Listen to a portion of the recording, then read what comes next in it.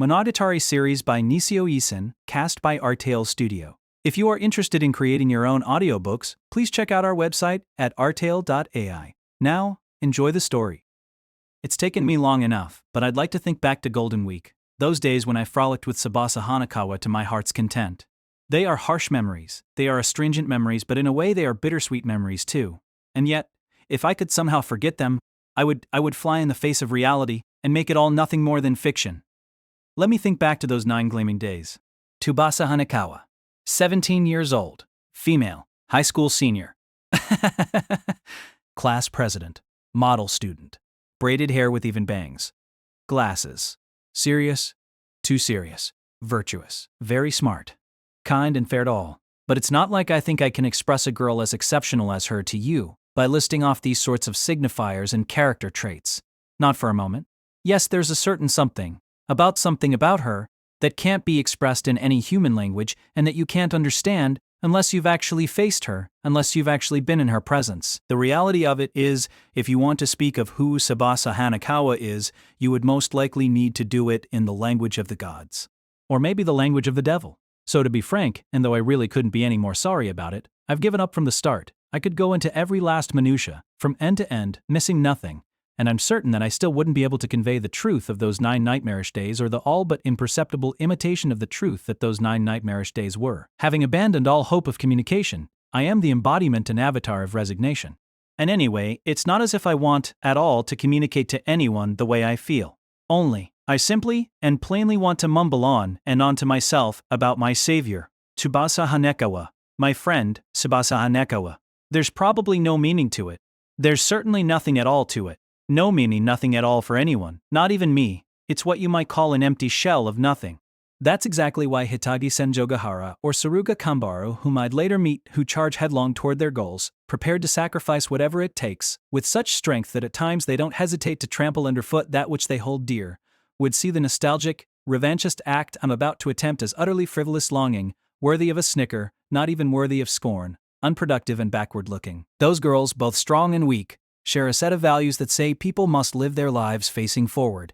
If not actively, then positively. If not aggressively, then ultimately. They say it doesn't have to be pretty. Scrappy is fine, greedy is fine. Those are their values and they're different. I'm different. Feeble and flimsy Koyomi Aragi, unable to hold a candle to them, is different.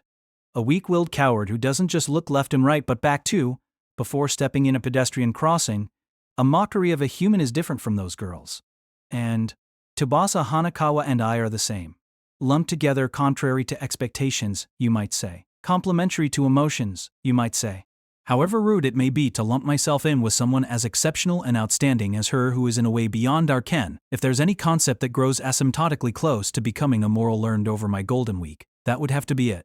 Using the word moral almost makes me sound like a fraud, but what else can I do, when it's the unshakable truth? I've resigned myself, there's nothing else I can do. The point in common between me and her, the common denominator between Koyomi Aragi and Tsubasa Hanekawa. I understand it now that time has passed since Golden Week and second semester is just about to start. It hurts horribly, but I understand it after all this time. It is literally painfully obvious why Tsubasa Hanekawa decided to call out to me, why Tsubasa Hanekawa allowed herself to encounter me, why Tsubasa Hanekawa saved me. But this is something I've come to understand now, after all this time. In other words, it's too late. It won't come to anything. The only things I can take away from it are things that can never be taken back, undertakings that have already taken place. Something just might have happened if only I'd noticed these kinds of circumstances, maybe not from the moment I met her but at least by Golden Week. The two of us, feeble and flimsy, we just might have been able to become something. So that's why these really are words mumbled to myself in an empty classroom after school. A detailed standardized apology written from this dull seat. Words of regret carved into a desk as graduation draws near. I feel remorse about what happened. But I don't feel regret, no. I'd never try to whitewash my situation with a line like that. I feel remorse and I feel regret. I wish I could make it so that it never happened, and if I could do it over again, I would. I'm just frustrated, so frustrated about that Golden Week. Why couldn't I make it go any better? Why? I'm so frustrated that I'd want to die if I wasn't immortal. So frustrated that it makes me want to cry, and even now I have dreams about it. They are, without question, nightmares.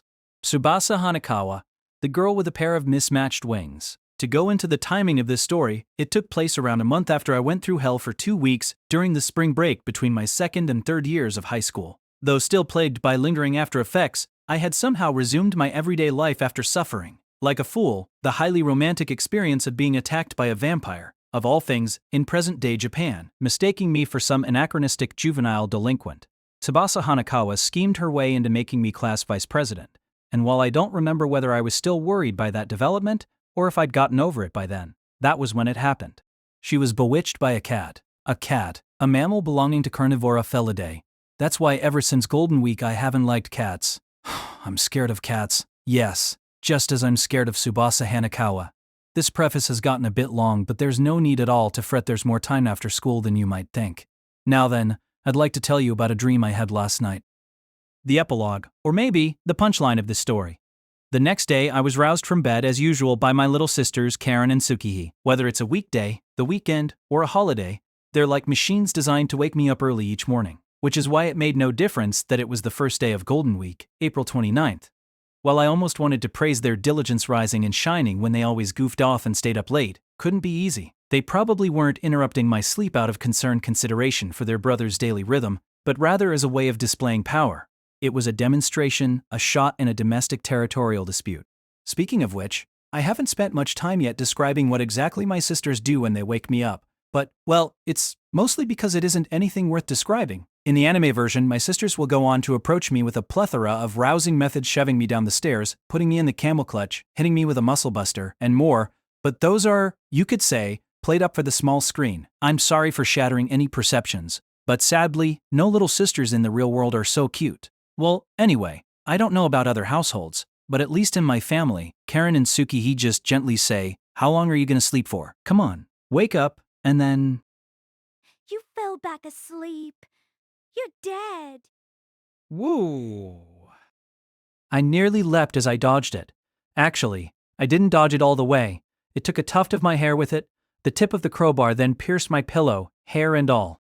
The sight would make you wonder if angels had descended from heaven, which is why I thought I may have died, but the 30-second notes I could feel my heart trilling from inside my chest hinted that I was still among the living.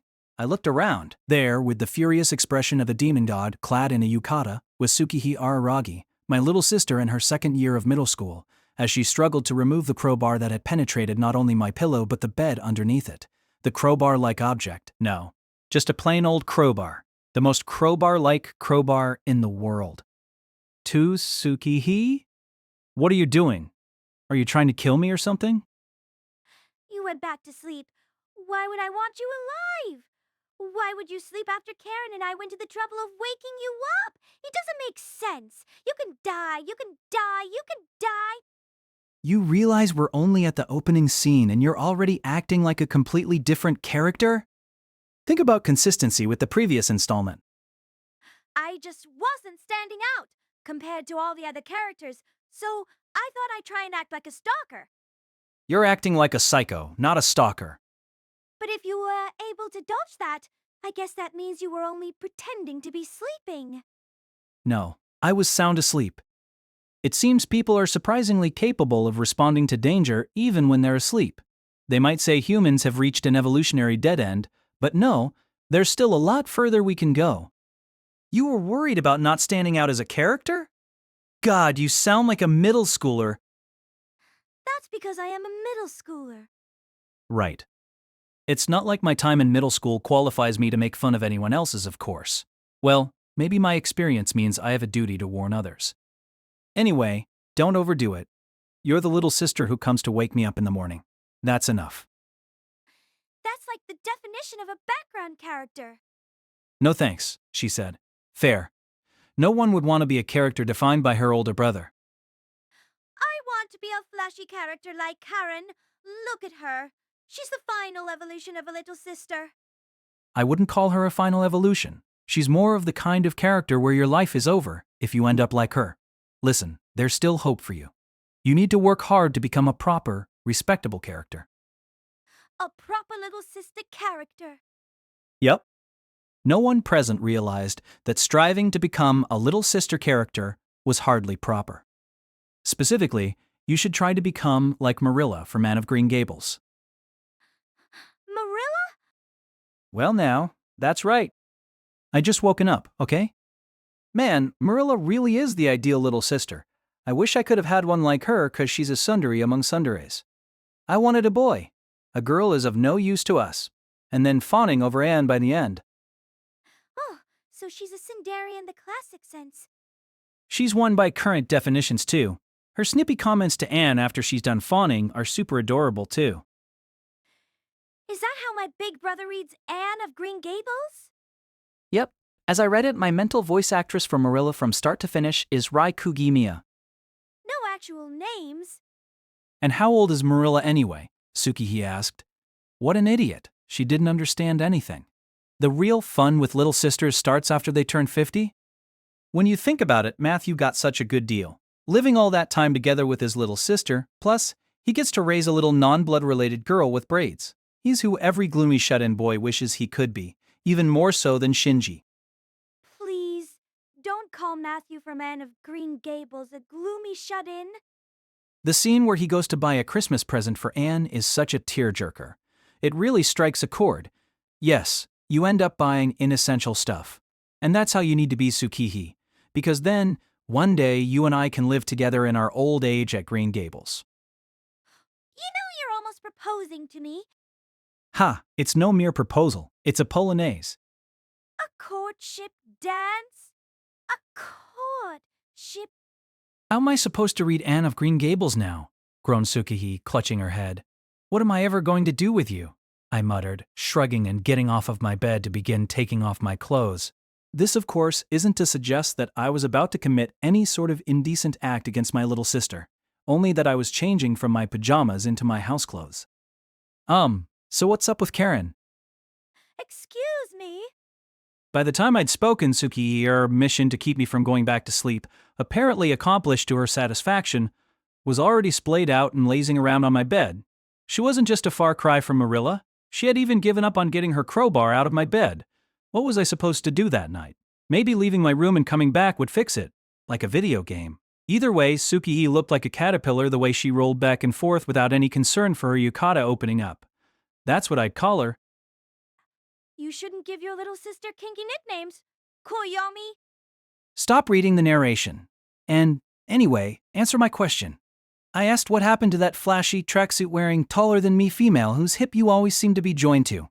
You're not with that ponytail on legs? Karen's jogging right now. Jogging? Jogging as in running, but not quite. That's rare. She doesn't normally do that. Today's special. She said it's her way of celebrating the beginning of Golden Week. How is that a celebration? She must be thinking of Olympic torch runners. Ah, so she's as stupid today as any other day. I think she's gotten Golden Week and the Olympics mixed up. Oh, because of the gold medals they give out during the Olympics? She's as impressively stupid as ever. How heartwarming. So that's why Tsukihee had come alone the second time she came to wake me up. They'd come together early in the morning, well, an hour ago, to rouse me from my idle slumber. But after realizing that I'd attempted to fake them out and go back to sleep, Tsukihee had come marching back in on her own for my reawakening, whatever that means. Hence the crowbar. You really couldn't let her act on her own. Between Karen and Tsukihee, the former, with her likes calling to martial arts, is the more brutal of the two, but the latter seems to be the more dangerous. She doesn't know the meaning of the word restraint. And I guess Golden Week starts today? I see you're being pessimistic from the very start, Koyomi. April 29th, a Saturday. Greenery Day. It hasn't even been 9 hours since Golden Week started, you know. 9 hours is enough to figure most of the details out once you get to be a master like me. Yeah, you do hate holidays, special events, Sundays and all that. You're a weekday lover, a weekday person. A weekday person? What a sorry-sounding person. Completely charmless. Then again, I am a sorry person. It's not like I hate them. I just dislike dealing with them. It's the same thing. Is it? Is it? Hate and dislike feel like two separate things to me. But if you want to argue that they're the same, well, they are. It almost felt like I'd said, I'm remorseful, but I don't regret it, only to be told that remorse and regret are synonyms, but I wasn't able to figure out how to go about rebutting her. It's not like there's anything particularly better about it being Golden Week, though. Morning is still going to come, my little sisters are still going to wake me up, my nails are still going to get longer, and my height is still going to stay the exact same. Yeah, I guess so. We don't have school is all. Man will never stop warring with man, betrayal and lies will continue on without end. What? Why are you suddenly talking about things on such a grand scale? There's still no question that someone in this world is going to die today. How do you disregard that and call today a day to be celebrated? We ought to be mourning. Koyomi, why are you angry and who are you angry at? My little sister seemed genuinely creeped out that her older brother, not knowing how to deal with all the time he had on days off, having nothing to do, was pissed off about it. I could understand how she felt, but I was getting fired up, so I continued. I'm not the kind of brother who gives any sort of consideration to his little sister's feelings. I'm in mourning every hour of every day. I've never once sent holiday cards to anyone. Isn't that because you don't have any friends to send them to? Don't act like you know everything about me. You don't know a thing. I at least know how many holiday cards you get. You're right. More precisely, I know how many holiday cards you don't get. You're right. My holiday card count finally dwindled down to 0 after I started high school. I didn't even get cards from kids who sent one to every classmate. In other words, I didn't feel like I was in mourning year-round. I was just plain mournful. I see. I don't like holidays because I don't have any friends to play with. What a fresh, new discovery. Sounds like you learned something you were better off not knowing. Tsukii looked at me, her honest-to-goodness brother, with a deep sense of pity in her sad eyes. As a side note, she and Karen have a network of friends so large it requires them to send holiday cards in the hundreds, putting pressure on both the Arati family budget and the Arati family mailbox. We were extreme siblings, if nothing else. I could only imagine how hard it'd be to find the average between the three of us. But that doesn't change the fact that there's nothing different or better about holidays. Dream all you want, it's not going to change reality. You could put aside my personal circumstances and there'd still be nothing better about them. Golden Week? Give me a break. They're just days like any other. What's so golden about them? Are they going to catch me in the rye? Or I guess that'd be Holden Week. Morning is still going to come. My little sisters are still going to wake me up. My nails are still going to get longer. My height is still going to stay the exact same. Man will never stop warring with man. Betrayal and lies will continue on without end. And your panties are still going to be white. Don't bring up my panties. Taken at face value, Tsukihi's reply sounded like the bashful plea of a fair young lady. But I want you to know that she was a second-year middle schooler smack dab in the middle of adolescence, who couldn't care less that the hem of her yukata was exposing everything for the world to see. It wasn't just a peek under the kimono, it was practically the full Monty. My sisters, Karen too, really did everything they could to grind down any illusions I had about women. I bet Gregor Samsa had a great time. I mean, he woke up and he was a bug. Now, that's what I call a metamorphosis. I couldn't be any more jealous as a fellow little sister haver. Don't you agree, Sister Pillar?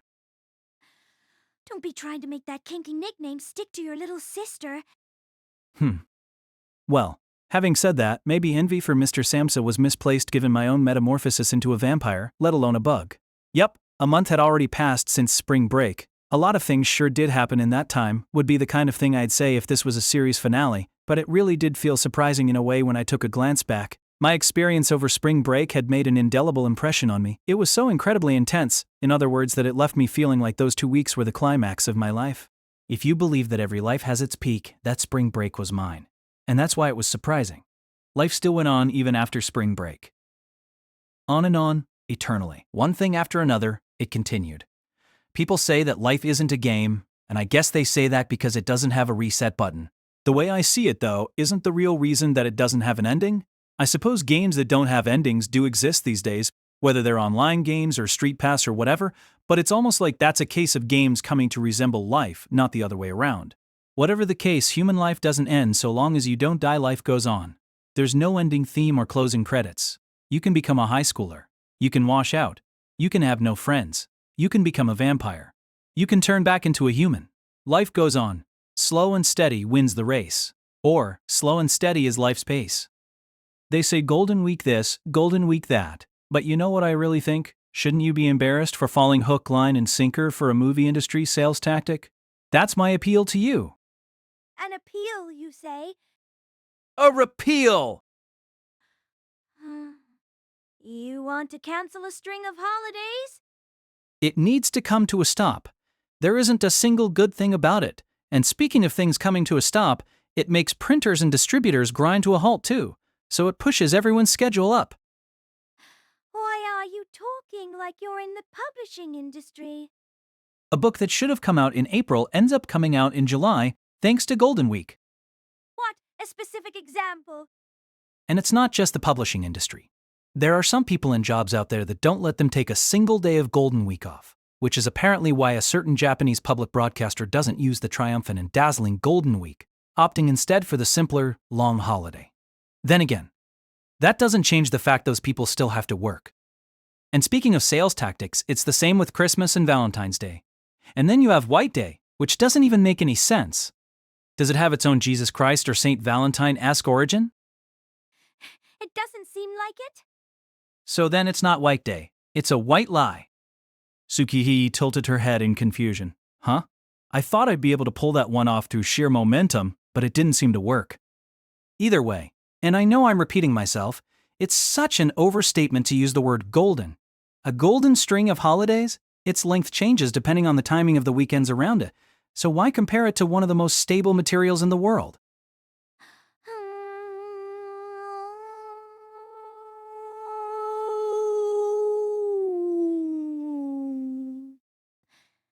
I guess calling it golden might be overdoing it.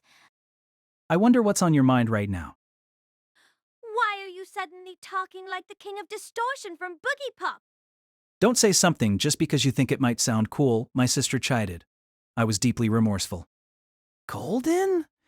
Is a bunch of holidays in a row really that great? Sure, 3-day weekends used to be rare in the past, but now we've started observing holidays on Mondays. Incidentally, people in the publishing industry also view them as anything but holy. It's a business that even wishes Saturdays and Sundays would disappear. Even if you ignore my dislike of holidays, it still doesn't feel like it lives up to its name. I don't know if it's about living up to the name as much as a branding strategy. Like something they use to make it feel more fun. They talk about a labeling effect, and people do seek out nice names. Did you know why Greenland is called Greenland? It's an Arctic tundra, but they wanted to make it sound like it's green all over so that lots of people would go there. Who do you think your brother is? Of course I know that. And that's not all. Its capital was named Gothab, God's Hope. Yeah, I know. But it's called Neweek now. Brother and sister smiled as this tense trivia showdown disguised as friendly banter played out. But then the battle came to a close with a single line from Tsukihii. By the way, Greenland is a Danish territory. That left me in the dust. Really? Danish territory? I had to admit, at the end of the day, she was a smart girl. Trivia was one thing, but there was no way I could ever match regular knowledge for knowledge with her. And it looks like we've ended up talking about Greenland on Greenery Day. Koyomi?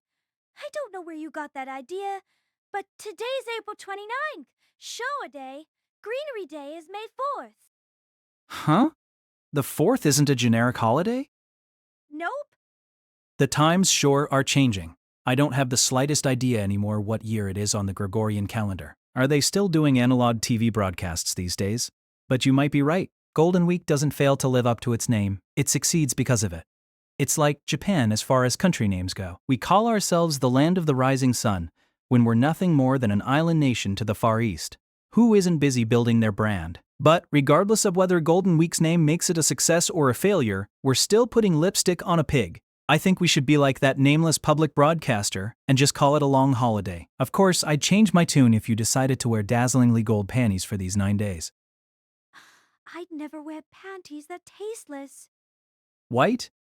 White! Tsukihii declared, spreading the hem of her yukata wide to make what was already showing even more brazenly visible. It was the act of a deviant. Of course, while I was the intended audience, seeing it didn't do a thing for me. Not when she already walked around the house in her underwear after getting out of the bath. It was no different to me than if I was flipping through a book of color samples, but it felt wrong to be so disinterested as an older brother in this day and age, so I decided to clap my hands as loud as I could before praising her to high heaven. Woohoo! Nothing better than little sister panties. Thank you. She played along too. What kind of siblings were we? Doubt had started to weigh down on me quite heavily at this point, but Tsukihee stormed ahead. White panties really are the only way to go.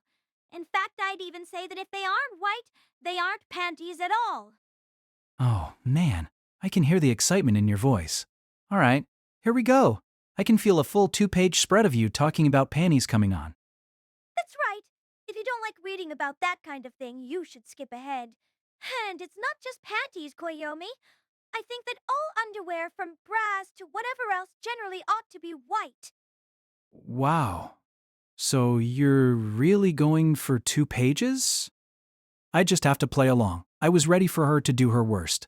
We were so busy talking that I wasn't focused on changing my clothes. I was half dressed now, but my torso was still bare. And yet I clasped my hands and began to stretch, moving my arms up and down and swinging my shoulders from side to side. Then I plopped down cross-legged. Okay, it was time to get real with her. You know though, Tsukihee, I'm sorry to criticize you right, as you're getting all riled up, but I just can't agree with you there. Oh, so are we on opposite sides here? If you want to put it that way, then yes, the opposite sides of a shiny coin. Since I was talking to my little sister, I didn't have any reservations about using lines that weren't particularly cool or funny at all. I hope that you take the fact that I'd just been woken up into consideration and overlook this last exchange. Are you just going to be two-faced? Don't get me wrong, I'm not trying to say that I'm against white panties. In fact, I accept them with wide open arms. No one is as tolerant as Koyomi Araragi when it comes to panties. But don't you think that where there's color, there ought to be variation? Why have colors if you aren't going to be colorful with them? White or not? How Spartan would our world be if everyone in the world wore the same color of underwear? I'm not sure how I'm supposed to reply to that one. Colors may be what saves this world. Who knows? Well, I know. I'm not sure how I'm supposed to reply to that one either. It's not like I'm trying to reject all other colors, Tsukihee said. It seemed like she had a well-considered position. Then again, it made sense for her to be picky about her underwear. Her tastes may be skewed toward Japanese clothing, but she was in general a well-dressed girl, a fashion leader among her middle school classmates. I just think that among the myriad of colors, white stands at the very top. If you said there's a color hierarchy, white would totally rule over all the rest. It's to the point that I feel like replacing the very word, ranking, with whitening. Can't you imagine it already? This week's top 10 whitening. Well, yes, only black is as full and complete, but I see how you might not want to prioritize a color that also equals a darkness that obliterates all others. I could imagine someone thinking that we were 2 art school students engaged in a serious discussion, but we were talking about underwear. Got that? Panties. At any rate, Tsukihee, it's about time people came clean on how they really feel about a common view that's out there. What might that be? There's nothing particularly sexy about black underwear. You said it. My little sister and I came to an understanding through our taste in underwear. Yeah. Whew. This was a culturally refined conversation we were engaged in. I could see someone registering it as part of our cultural heritage. We were talking about whether or not things live up to their name, and in that sense, there's a whole spectrum of feelings people have about different colors. Spectrum. Colors. I get it. Yikes, that wasn't intentional. I realized that Tsukihee had said a myriad of colors earlier to tiptoe around that trap. What a sneaky little girl. I mean, like cold colors and warm colors, or how painting dumbbells white makes them look lighter. No, you've got it all wrong. White looks serious, pure, and chaste. Tsukihee put our conversation right back on track. It was pretty sharp of her, but at the same time I also felt that perhaps our original topic wasn't worth returning to. Just look, Koyomi, she said, undoing her sash and taking off her yukata, exposing not just her pants but even her brassiere. She folded her yukata by her side and turned my way, showing me that not only her panties and brassiere but also her high socks were white. Was it what you'd call a fully coordinated outfit? Tsukihee Araragi then began kneeling and posing. So, It looks serious, pure, and chaste, doesn't it? No, I'd say ridiculous, soiled, and slutty. If she wasn't careful about assuming such poses, she might end up as a figurine looking just like that. They might make a petite Nendo out of the moment. The pillow behind her with a crowbar sticking out of it was a nice addition, making the scene look like a racy centerfold. Koyomi, isn't that just due to your preconceptions and prejudices about me? Hey, how about if I hid my face with my hand and became anonymous? Tsukihi held the fingers on her right hand together to hide the top half of her face. Now there was a censor bar over her eyes. She continued to pose that way. I told her it only up to the raciness. Maybe she was stupid after all. How odd when she supposedly had excellent grades, close to straight A's. Maybe they were right, and how well you did in class was only one aspect of intelligence. But if this idiot really aced it, I bet that sapped her classmates will to bother studying. Well, what about those striped trunks you're wearing, Koyomi? The way you're showing them off to me, those horizontal stripes make me think you need to be behind bars instead. For what? Then I realized, for all my worrying about my little sister's mental condition, but I was also in nothing but my underwear. I know I said I was half-dressed, but I didn't say I had put on pants. And there you have it, a perfect example of a narration trick, a living specimen of the mystery genre, Koyomi Araragi. Koyomi, people are going to get the wrong idea if you're also going to show them your underwear, and it isn't white. They're getting the wrong idea from the moment I'm showing them my underwear, white, striped, or anything else. A sad misunderstanding, or maybe a correct understanding. How often do I get to show my underwear anyway? You're wrong. I actually have lots of opportunities to see boys' underwear. What? My heart instantly filled with murder. If my little sister, a second-year middle schooler, had that many opportunities, her high school senior brother had no choice but to act. No, I don't mean it in any obscene way. What are you even imagining? I guess it's not the same as low-rise pants, but you know how boys like to wear them saggy. When they crouch and stuff, their shirts get pulled up and their underwear shows. Oh, Or during PE class, when their underwear hangs out from their gym shorts. so that's all you meant. Thank goodness I wasn't going to have to kill anyone. I was nearly about to slaughter all of Tsukihi's male friends. Lots of people have always complained about how girls' skirts are too short, but as a girl, I wish people would pay more attention to how loose the rules are for proper attire for boys. I mean, I think boys' gym shorts are way sexier than girls' volleyball shorts. All of that leg hair out in the open. Oh, I can't even look straight at it. There, the problem seems to be whatever's going through the head of whoever's doing the seeing.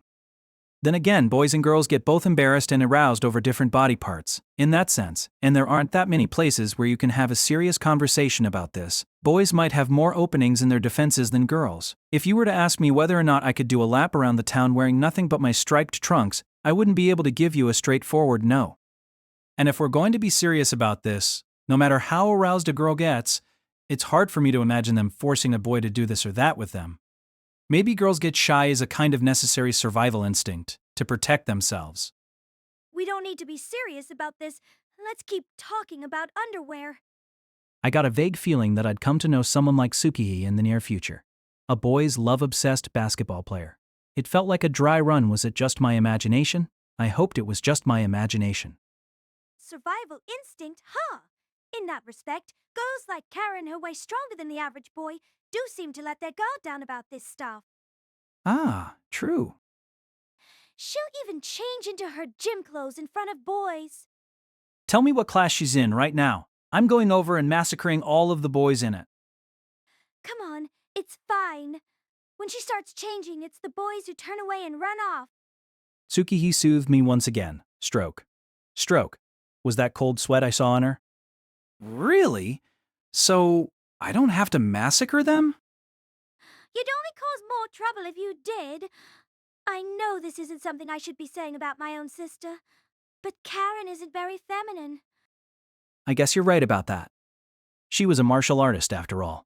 Even taking away the fact that she was my little sister, she didn't feel very feminine to me, and for her part she hardly seemed bound by traditional notions of ladylike behavior. In fact, from what I'd seen of her exploits as one of the Fire Sisters, I was worried she was trying to become a man among men. In that sense, I guess it's inevitable that she can just relax. That tracksuited girl who's trying to become a man's man ever wearing a short skirt or low-rise pants is just unimaginable. Oh, but Karen does have a cute side. She says she's embarrassed about her underwear being visible under her tracksuit when she meets her boyfriend, which is why she goes commando instead. What is she, a nympho? Every girl in my family was a pervert. What a mad nympho tangle. No matter how much I like kimonos, even I wouldn't go without underwear on a daily basis. All I can do is take my hat off to her. She's already taken her underwear off. There's no need for any more clothing to be removed here. But putting aside the fact that her go-to panties for dates are literally lacking, she's normally pretty colorful with her choices. A real colorful girl, right? So do you two clash when it comes to that? We do clash. In fact, Karen almost hates white, but the underlying thinking is the same. She says she doesn't like white because it's too serious. Ah. So she didn't like being serious. Well, she was at the age when you feel like rebelling. She might pretend to be some defender of justice, but was acting like a normal middle schooler. Even so. Sheesh. You two really are still kids. Look at how you're letting yourselves be bound by trite values. What an impoverished way to see the world. It wouldn't be an overstatement for me to say here that white equals serious is just as prejudiced and narrow-minded as black equals sexy. Excuse me. Are you trying to say that white doesn't equal serious? I'll kill you. Why are you being so short-tempered with your big brother? No, what I'm trying to say is that whether or not it's serious has less to do with the color of the underwear than your person. I stopped before I could finish my thought. An idea came to me. No, maybe I should say a realization. About a question that had perplexed me incessantly for the last month, something I'd agonized over but made zero progress on. We were on such a closely related topic that it seemed like it would be a waste not to ask Tsukihige. That's what I realized. What were you going to say, your person? Oh, just that. Whether your underwear looks serious or not is a manifestation of your personality. In other words, if you're serious, pure, and chaste, it doesn't matter if you're wearing black or white, your underwear is going to look serious, pure, and chaste. Like me right now. Nope. I was pretty sure I had in fact asserted the opposite.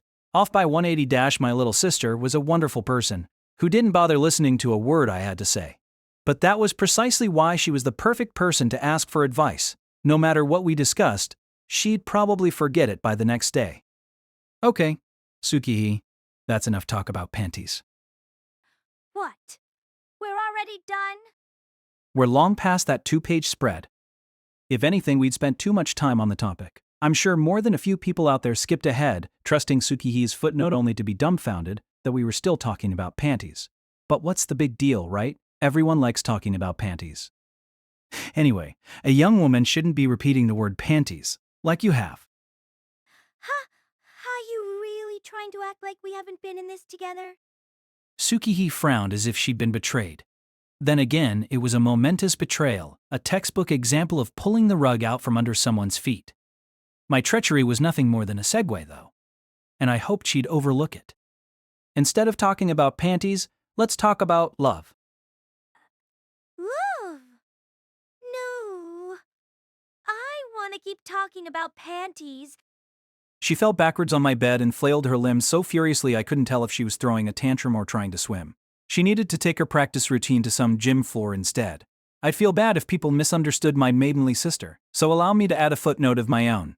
Tsukihige saw all of this talk about panties as a discussion on underwear as fashion, nothing more. I just thought I should stress that here in closing. Shut up. We're gonna talk about love, okay? Now stop acting up and put on some clothes. Same to you, Koyomi. You're right. It went without saying. While everything was in full accordance with our house rules, this tableau of a half-naked brother together in a cramped room with his underwear-flaunting sister was not one that would be looked upon kindly by society. The curtains were wide open, too. Tsukihige and I both stood to attend to our attire. She put her yukata back on, while I resumed changing into my house clothes. Though we would no longer be able to speak naked truths to each other, this is where I really had to spill my guts. It was time for verbal seppuku. I sat back down in the same position. Tsukihige got off my bed and sat across from me, cross-legged, possibly noticing the change in mood. This is a complete digression. But it feels to me like there aren't many girls who sit with their legs fully crossed. Maybe it has to do with their skeletal structure? Tsukihi was doing a great job in that regard, but it could have been because she was flexible. Never working out the way Karen does, she looks so squishy that you might wonder if half her flesh was melting. You're as soft as a macaroon. You know that? Did you mean to say marshmallow? How do you manage to bring up the less known of the two and get it wrong? Tsukihi asked. A flawless retort. Of course, it's not as if having a squishy body necessarily means you'll be flexible. The real difference between men and women in this instance was probably one of manners. So, what about love, Koyomi? Well, it's not exactly about love. It's more something that might be love. Something that might be love? What is my big brother even talking about? I wish he dropped dead. Stop wishing for me to die every chance you get. You're the only person I can ask. You're in middle school but already have a boyfriend, which means you must constantly be fielding questions from your friends about romance. You're a veteran. You can't ask Karen. She's in middle school, but already has a boyfriend, and she's constantly fielding questions from her friends about romance. She's a veteran. I would never ask that idiot for advice on any topic. That track-suited woman is a veteran of war, not love. Even if I did ask her for help, she'd just offload my question onto you, right? No, I don't think so. If you see her as some sort of combatant who spends all her time running from one brawl to the next, you're very mistaken. She'll help if someone comes to her looking for romantic advice. She just fails every time. That's all. That's the worst of both worlds. If you can't do something, you should tell people you can't do it. The fact that she won't is why she's still a kid. Then, what about you? What's your success rate when it comes to romantic advice? 100%. Of course. This seemed to be a point of pride for her, given the boastful way she puffed out her chest. While I was pretty annoyed at the sight of my little sister bragging to me, I couldn't deny that it was a boast-worthy resume. 100%? She had to be exaggerating, though. No, I'm not exaggerating. It's an honest number. It doesn't matter who it is. If someone comes to me for advice, I'm going to make their romantic dreams come true. That was scary to hear. Those results were actually menacing to the point that they made me hesitate about asking her. Well, it felt like I was already making a big mistake asking my little sister for advice in the first place. And not just any advice, romantic advice. Then again, I still didn't know if this was love in the first place. I could be casual, like I was dripping solution onto litmus paper. There's actually this girl in my class I have an interest in. What percent? Not an ownership interest. Our exchange operated on a high level, and yet was as stupid as could be, in a way that was only possible between siblings. But Tsukihi wasn't really trying to make a joke, and seemed to be half serious. She was visibly confused. What? I don't understand.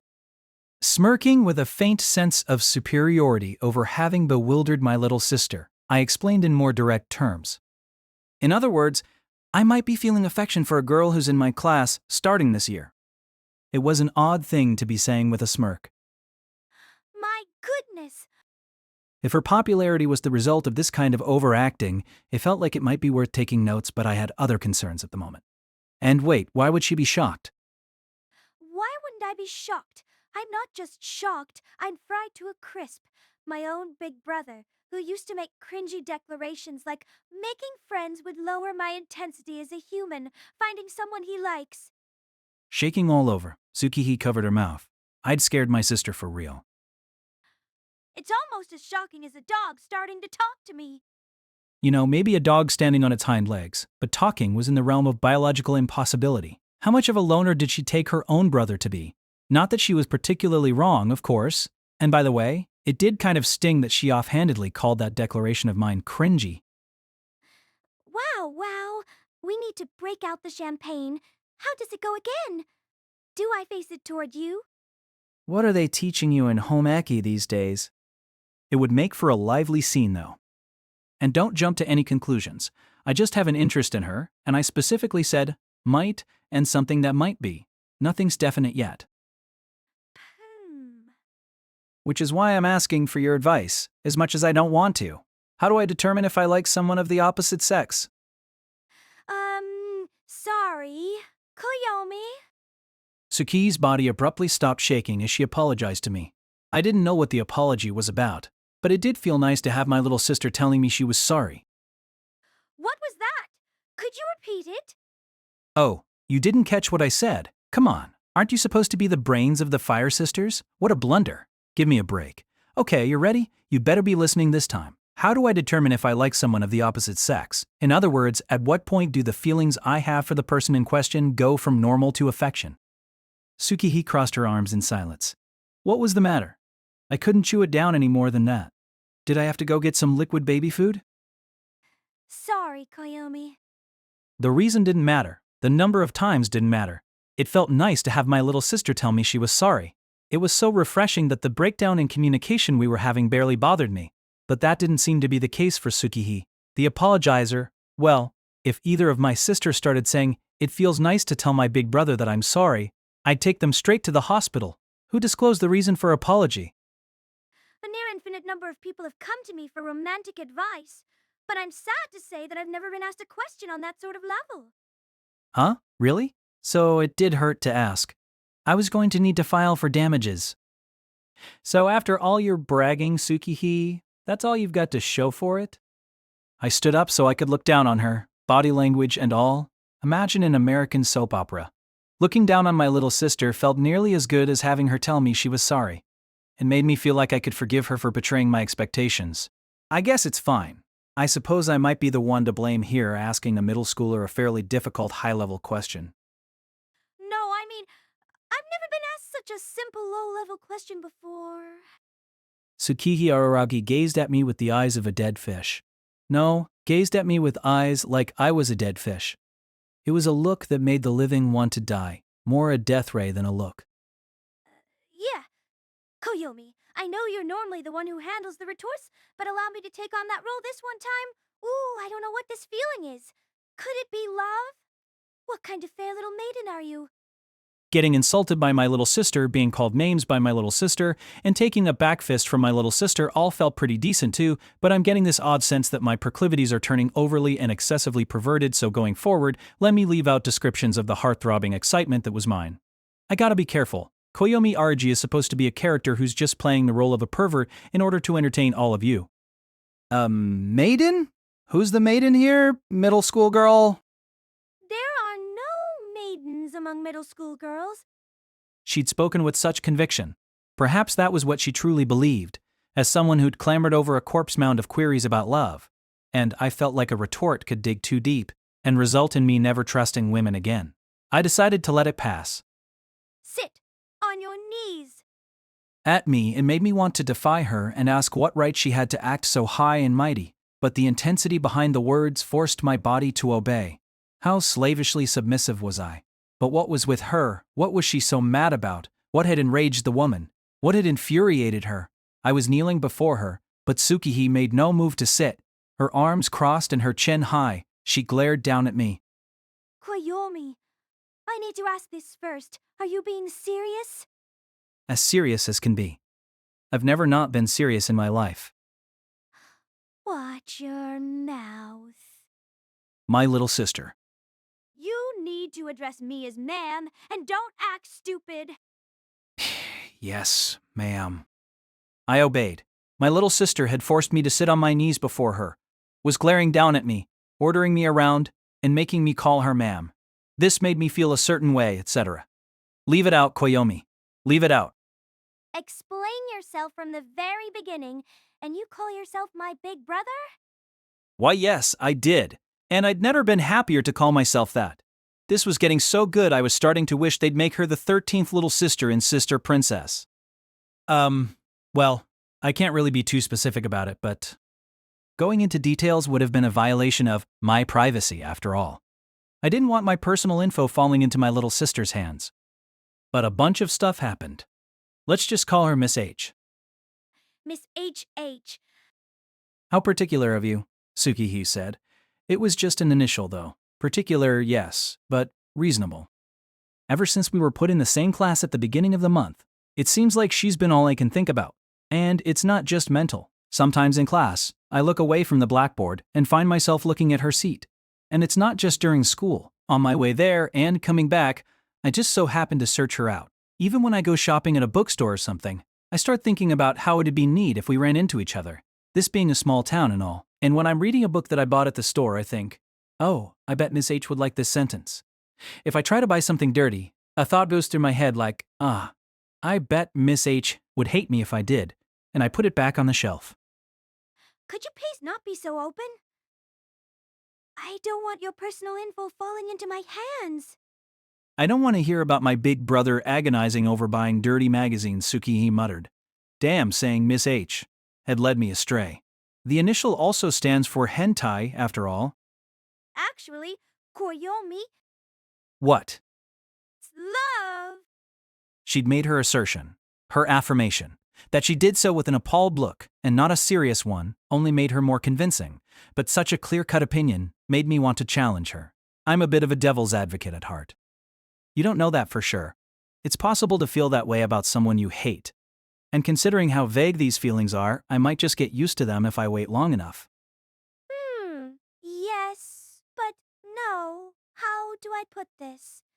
There are a lot of things I want to say, but I don't know how I should say them. What's that supposed to mean?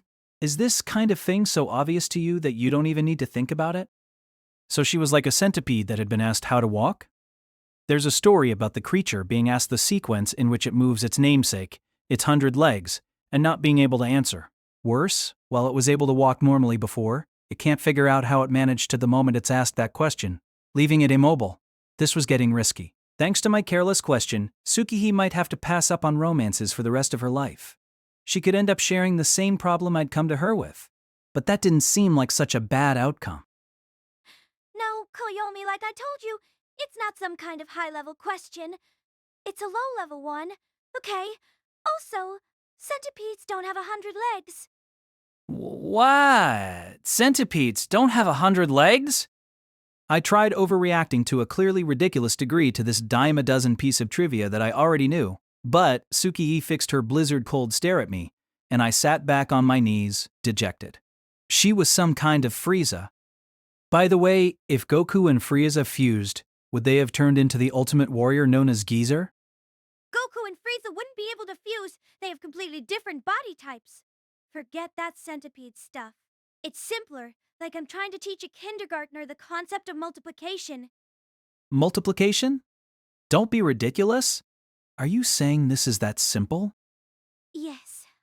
What you should be thinking when you look at me now is that this is how puzzled a little sister would be faced with a brother who can't do multiplication.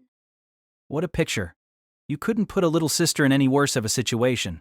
Poor thing. Oh, but I could understand that happening. You know, like, who was that guy who invented the light bulb and stuff again? Thomas the Tank Engine? Thomas Edison! Yeah, him! How does the name Thomas come to you before Edison? Sorry. We're pretty good friends, so I end up calling him by his first name without thinking. Yet you mistook him for a tank engine. So, about Thomas. They say that when he was in elementary school, he constantly asked his teachers basic questions like, why does 1 + 1 make 2? Not even multiplication, this is addition. He wasn't able to understand things in the way they were taught to him, so he kept asking questions until he was satisfied. Stop, you're almost making it sound like you and Edison have something in common. You don't. Tsukihime shook her head, vigorously. There must be lots of precocious kids all around the world throughout history who've asked smart-ass questions like, why does 1 + 1 make 2? But there's only one Thomas Edison, king of inventors. Wow. What an unsentimental and pessimistic thing to say. What a buzzkill. Don't be discouraging all those smart-ass kids out there who might one day become Thomas Edison. But even Edison must have played around as a kid and told people, I'm going to become the king of inventors. If he was saying that back in his day, that means he must have invented the time machine too. I guess it's true that the simpler the idea, the harder it is to explain. You must be serious about this in your own way, though. I shouldn't insult you or poke fun at you too much, but if you want my personal opinion, I think that if you're wondering whether or not you like someone, you basically like them already. Really? Would you spend all this time in deep thought about it if you didn't? I don't think I'd call it deep thought, to be honest. It was more of a nagging feeling, more of a gnawing feeling. Like mist or fog, something that just won't clear up. That's all it was. Like a fluffy cloud. As someone who'd never bothered confronting his own emotions, it was all but impossible for me to understand how I felt. But I was wrong to have been that way. I realized that now. I could realize that now, which is why now I wanted to confront them properly. I wanted to confront my feelings, my emotions, all of that properly. Well, I've never found myself liking another person before to begin with. You haven't? Yep, you could say never. I've never loved anyone before. That's odd, I thought. I'd started to feel empty as soon as I spoke the words, like someone had popped a big hole in my puffed up chest. No, maybe that was a hole leading straight to hell that had always been there. Was I always this kind of character? This wasn't good, was it? My bragging posture began to droop until I was hunched over. Of course, you're not really supposed to bend your back in either direction when you're sitting formally. You know, on a school trip, when you're done with the pillow fights, and it's past lights out, and everyone is whispering about their romantic secrets, if you could imagine someone piping up and saying, "Actually, I don't have anyone I like right now," then that person would be me. I have a feeling that has something to do with why you don't have any friends. No one asked you. This wasn't a conversation about friendship, it was about romantic feelings, not being able to make friends because you're not able to love? What kind of new generation were we? I do have an excuse, though. I don't want to listen to any excuses. Listen! No. This is an order from your brother. Gah. I guess I don't have a choice then. It seemed like she was going to listen to my excuse. That overnight trip scenario is a good example of what I'm trying to say. Don't you think there's an odd sort of pressure at school to have someone you like? Gah. Tsukihi reacted ever so slightly. It seemed she hadn't expected my point to be so sensible. I call it romantic coercion. What I never liked is the feeling of, how would you put it, of being forced to have a best buddy. And maybe the girls who come to you for romantic advice as friends feel the same way. It's a form of violence, and I never liked it. I do feel like you're overdoing it with the devil's advocate stuff. But you might be right to say that a kind of romantic supremacy rules over us at school. I think it's the natural result of cramming a bunch of men and women together in the same spot. But even if that's the reason why everyone is so interested in romance at school, it's not a valid reason why you, personally, can't love others. It might have been suffocating for you, but it's not why you can't love others, is it? It isn't. It's an excuse, isn't it? It is. Apologize. I'm sorry. She had demanded an apology. From me. Someone who'd never once apologized to anyone since the day he was born. Don't lie. Ah, okay. I'm sorry. I apologize for always causing you so much trouble, Miss Tsukihi. I'm putting us back on track. Please, go ahead. We got back on track.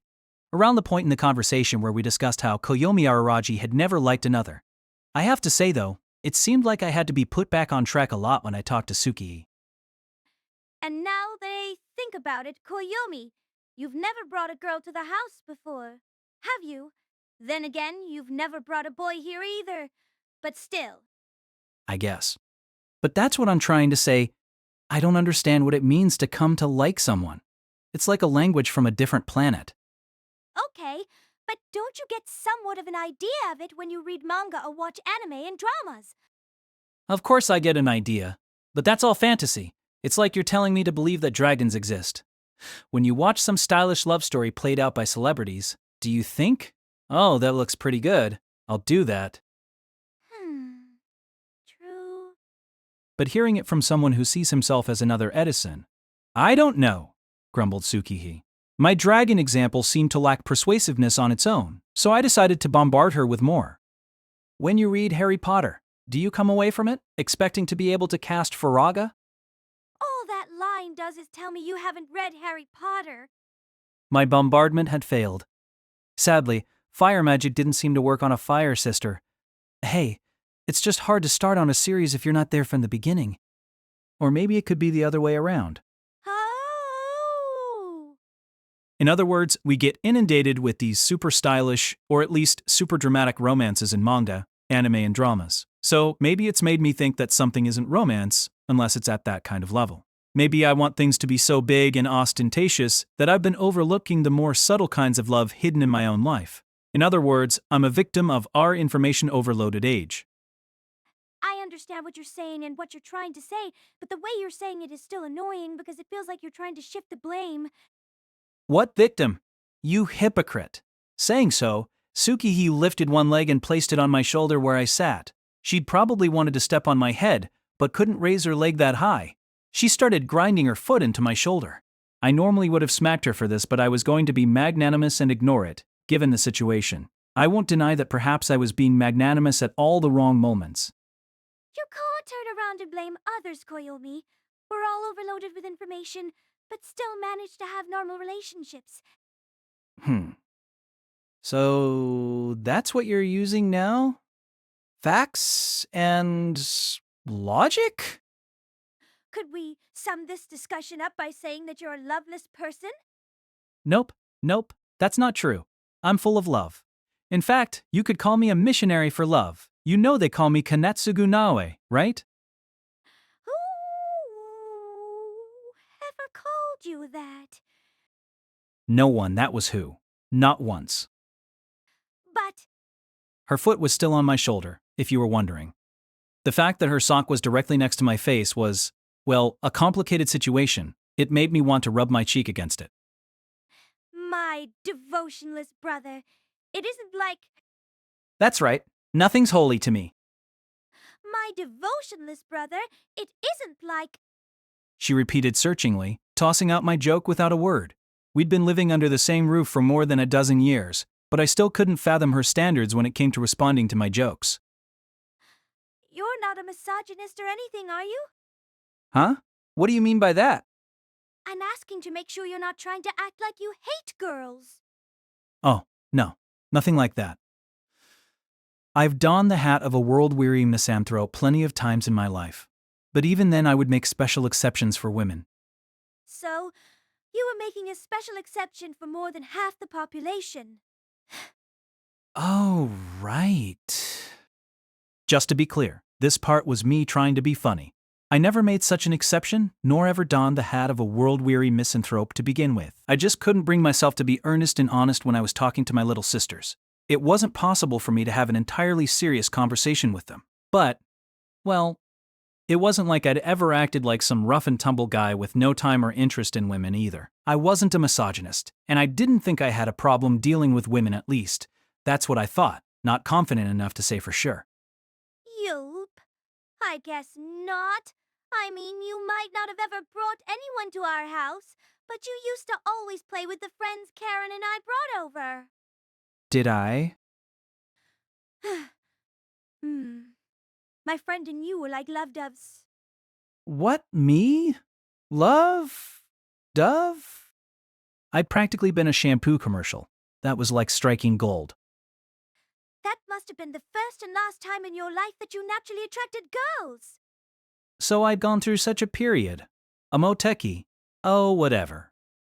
Now that she mentioned it, I did have some memories somewhere in my brain of playing Life and other games with a royal procession of her friends, who used to stream into our home.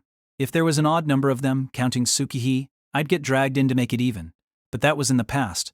I didn't even feel nostalgic about those days. Either way, I don't hate women. My policy in life has been to avoid any semblance of choosiness.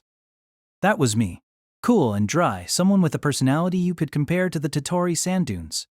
For me to feel shaken the way I did now was a huge deal when you thought about it. A regular paradigm shift. And so you've come to me for romantic advice. Yeah, that's right. And also, I know I've gone on for a while, but it's not like I'm hoping for a comprehensive answer. I just wanted to ask if you'd heard about any similar cases for my own reference. How about your boyfriend, Rosa Kusawa, was it? Yeah, you remember. I'm impressed. Just his name. It's not like I've met him. It wasn't that I remembered his name, more that I only knew his name. At what point did you judge that you liked him? That's what I really want to hear from you. Well, I guess. Tsukihi hesitated, pouted, and went quiet. She seemed less stumped than embarrassed. Cute little bugger. Maybe I'd give her a smooch. Dash, it just kinda happened. It just kind of happened. Yeah. It was vague. Random. And you're okay with that? I'm okay with that. That's how it is. Her comment sounded outright offhanded by the end. It must have been her trying to hide her embarrassment in part. But it also seemed like she'd scrapped her attempt at an explanation. So she'd given up. Given up on her brother? What a sad state of affairs this was. Fine. Then, putting aside for now the question of when, could we start with you telling me why?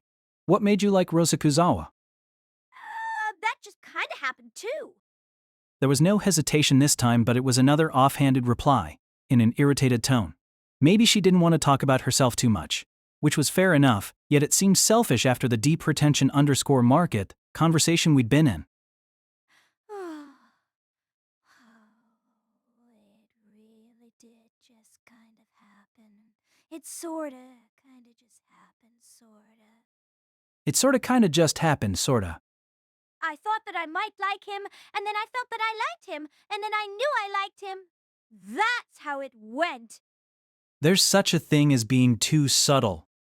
What parody of a grammar lesson was that? How was I supposed to see how it had gone? If you really want a reason, there are plenty of things I could say to make you happy, like that he's cool, or that he's kind, or that he's tall, or that he's rich. I could give you all kinds of reasons. The fact that being rich was on her list seemed to say a lot about her as a person. That wasn't the point here, though. If anything, it was what she said next. But all of that is a lie, just a self-serving attempt to understand my feelings rationally. They wouldn't be reasons but rationalizations. It'd be like starting from the conclusion that I like him and building myself a ladder to get there. A ladder. Maybe a rocket, not a ladder. Yeah, like I'm building myself a rocket. Tsukihi struck her palm with her fist, apparently happy with her analogy. The fair thing to do would have been to consult me first, but she wasn't that kind of person. If you think you want to be with someone forever, you're probably in love. Koyomi, have you heard this saying before? What saying? Ooh.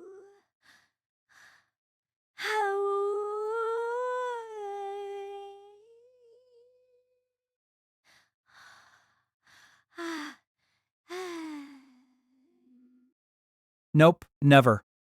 But I didn't have to think hard to understand what she meant. There was no simpler proverb about love. If you fall in love with someone, the reasons don't matter. That's what Tsukihi was telling me, and it made sense in that light. She'd made a rocket to fly herself to the moon. True, questions like why do you like him and what do you like about him might have been off the mark, and she'd feel there was something similarly wrong about the when question. It wasn't anything that precise. It was fuzzy. Well, I get it. It's because I'm always theorizing about it that I've never been able to like anyone.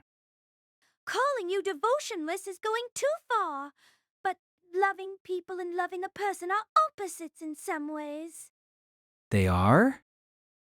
Yeah, loving humanity ends up meaning the same thing as not falling in love with anyone. Love might be fair and just, but that's not romance. You could even say that choosing an irreplaceable someone amounts to discrimination. Humanitarianism and discrimination don't go together, do they? Maybe you're a humanitarian, Tsukihi said. Guh. For some reason, that didn't feel like praise. She might have been saying something nice, but I don't know. It somehow reminded me of spring break. Specifically, what my humanitarianism over spring break resulted in. I couldn't keep the memories from pestering me. Loving all of humanity would make you a saint. But could you imagine a saint getting worked up over romance? No, I can't. I couldn't see a saint being so worldly. Calling it discrimination was taking it too far. But romance was a worldly thing. And it had to be. It wasn't love for all mankind. Not at all.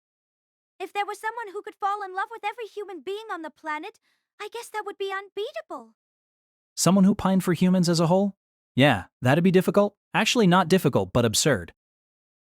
In fact, on face value, he just sounds like a very fickle adulterer. Well, extreme examples wouldn't get us anywhere. I needed to put concepts and definitions aside for now. If we let this discussion get too broad, we'd never be able to wrap it up. We were talking about my classmate Nise. Anyway, you may be right that I'm a sad man who's never fallen in love with anyone from the day he was born. But now I, Koyomi Araragi, at the age of 18, at long last, may have done just that. No, don't say may, have, say it as a fact. Tsukihi bent over and slammed both of her palms into my shoulders as if to encourage me. Then, with an energized smile, she declared, You did have done just that. I did have? My brother has fallen in love. It's settled? It is? That's right. Your mindset is now set. Tsukii swooped in toward my face and smacked her forehead against mine. We were so uncomfortably close that I could feel her breath. You're in love with Miss H. I've decided for you. If you've decided it, there's nothing I can do. The pressure was too much for me. I had no choice but to nod along. No, I wouldn't say I had no choice. Yeah, I guess so. Tsukii was right. Well, I still had no idea if she was, but I'd go ahead and listen to her. What was wrong with saying that maybe liking actually meant liking? I thought that I might like her. I felt that I liked her. So I knew I liked her. I wanted to be with her forever. That was probably what this feeling was. Okay, Tsukii, I've made a breakthrough thanks to you. And that's something, considering what a broken kid I am. Looks like I'd underestimated you. No, no, no, no. You paint me badly in a good light. Looking embarrassed, Tsukii smiled and waved her hand back and forth in front of her face. It was human nature to want to embarrass her even more after seeing such an adorable reaction. Or maybe not human nature, but an older brother's nature. Blushing little sisters are cute. So Mo, you're the best sister ever, Tsukii. Oh, you. I'm not. I always knew that you'd do something great one day. To think that day was today. You're on Marilla's level already, and you're not even 50. I can't believe how fast you've managed to evolve. You've got such a huge presence about you now that I don't know if I'll even be able to remember who that Karen girl is. Ah ha ha. You aren't my sister for nothing. Huh? Did you just switch over into praising yourself? Snapping back to her senses. So she caught me out. What a sharp girl. My plan had been to keep going until I'd trained her to be a little sister who was delighted whenever her older brother got praised. But it looked like my plans had been dashed. She also hadn't flinched one bit at being elevated at Karen's expense. Perhaps it was something to note down as an issue. But jokes aside, allow me to say thank you, Tsukii. Oh, it was something. After all, it was the first time I'd ever been asked such an elementary question, Tsukii said, sounding relieved. And I know I just said a lot, but really, coming to like someone is about as natural as a dog barking. There's no need to worry yourself sick over it. Oh, so it's natural.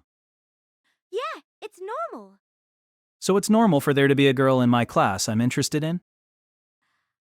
It's normal. And it's normal for me to spend more time in class looking at her than at the blackboard. It's normal. And for me to look for her on the way to school, and for me to wonder if I'll be able to run into her, and for me to imagine all sorts of things when I buy books. It's normal. And for me to want to fondle her breasts.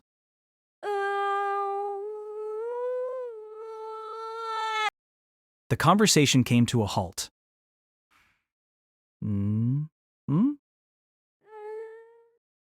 We traded looks, each trying to figure out what the other might be thinking.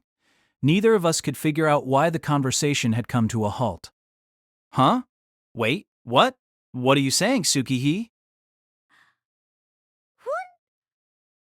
I'm the one with the problem here. Maybe you should be down here with me on your knees. Oh. All right, then. Still confused, Tsukii sat on her knees. Now brother and sister were both on their knees as they faced one another. What was this? A tea ceremony. People often forget this character detail, but Tsukii was in the tea club. Well, so what I'm saying is that Miss H has a very attractive chest, and I end up thinking about how much I want to touch and grope it. That's what I'm trying to discuss. Maybe I'm stupid or something. For whatever reason, I understand the words you're speaking, but can't make out what they mean. The only two answers to what you said that come to mind are, come again and go away. What? God, you're hopeless. You know it's not easy on me having such a failure as a sister. My assessment of her had done another 180. My flip-flopping was so blunt it was amazing if I do say so myself. This is a little-known fact in my class, or actually I think I'm the only one to know, but she's actually got huge breasts. How could you not fondle those? I'm sorry, Koyomi, but could you please stop using crude words like grope and fondle? Huh? Oh. I, in my magnanimity, decided to honor her request. Okay, then. How could you not grab those? You've gone from crude to rude now. I don't know. Tsukihii surrendered herself to dejection. I was starting to get the impression that the way she looked at me was not the way she'd look at her brother, but rather at a pervert. Was I mistaken? Yes, it had to be an illusion. Trick art was all the rage these days, wasn't it? So in other words, I'm obsessed with the idea of touching Miss H.'s chest. That's love, right? No. Monogatari series by Nisio Izin, cast by Artale Studio. If you are interested in creating your own audiobooks, please check out our website at artale.ai. Now, enjoy the story. Tsukihii stood firm and shot me down. She sounded so steadfast that it nearly made me want to give up advocating my position. Ugh. She was so damn stubborn. Yet I clenched my fists and boldly challenged her. You wouldn't think about wanting to touch a chest belonging to someone you don't like, would you? That's why I think this has to be love. If that's what you honestly think, I'm going to have to start feeling responsible for making you believe that. I loved the expression that she wore. She looked like an archaeologist who had awakened an evil god of destruction sealed away by an ancient tribe. Just as long as this responsibility she was feeling didn't drive her to end things by her own hands. Even that Rosakuzawa kid you like so much is thinking all the time about how much he wants to touch your chest. I'm sure he does, but in set theory terms, that's what you'd call a proper class. Rosakuzawa wants to touch every girl's boobs in the world, including mine! That was one guy I didn't care to meet.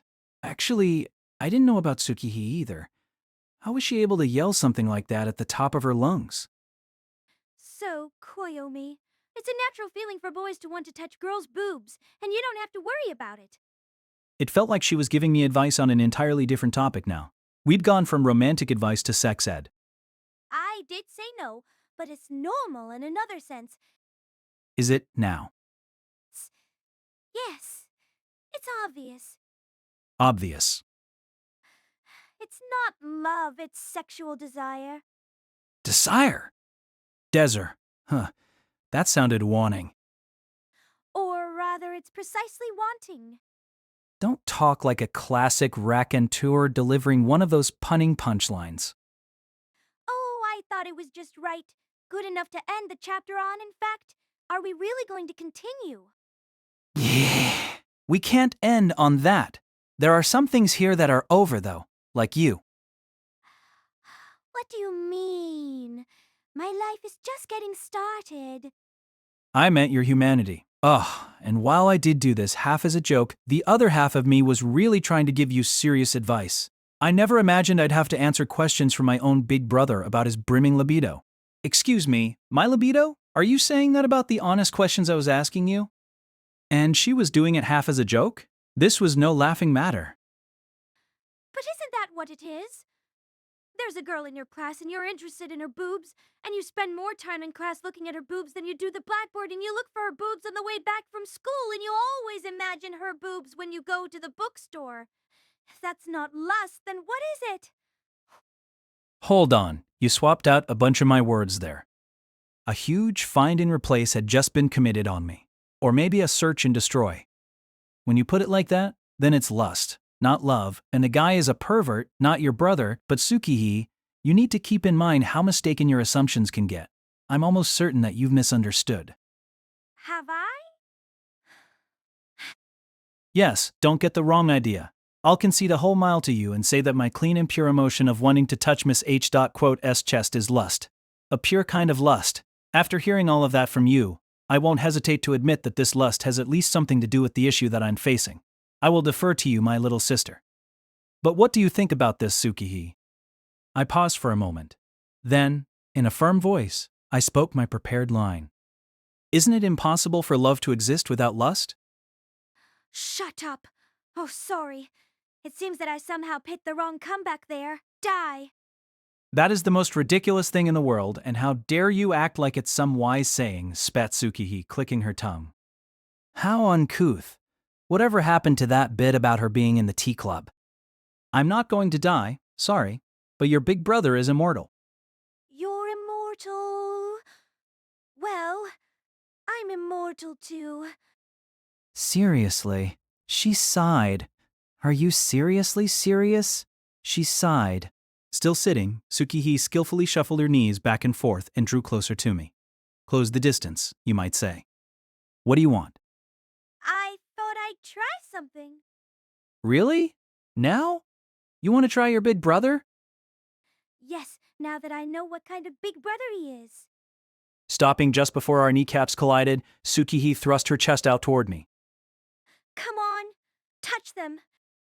I touched them, without a sound from my mouth, without an expression on my face. With immediate resolve and immediate execution, I touched them immediately. Ah! Maybe it was my speed, surely on par with the speed of light, that surprised Tsukihii. She screamed and nearly fell backwards, but if she'd continued on her trajectory, she would have hit her head on the corner of the bed behind her, and so I clenched my hands to somehow keep her upright. Well, yes, that is to say, I'd clamped down into Tsukihi's chest so hard that my fingers were digging into it. This was no longer a touch, it was a catch. That hurts! What an ingrate! I'd narrowly saved her from smashing the back of her head on my bed.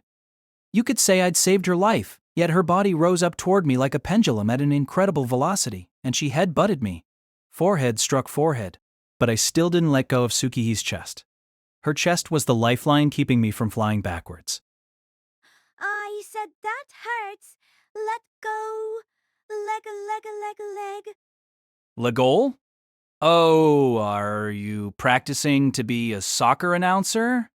But why in French? If you have the time to be thinking up stupid jokes, why haven't you let go? Let go? As in, let go of common sense? You've clearly done that already. I mean it in a more common way, you moron.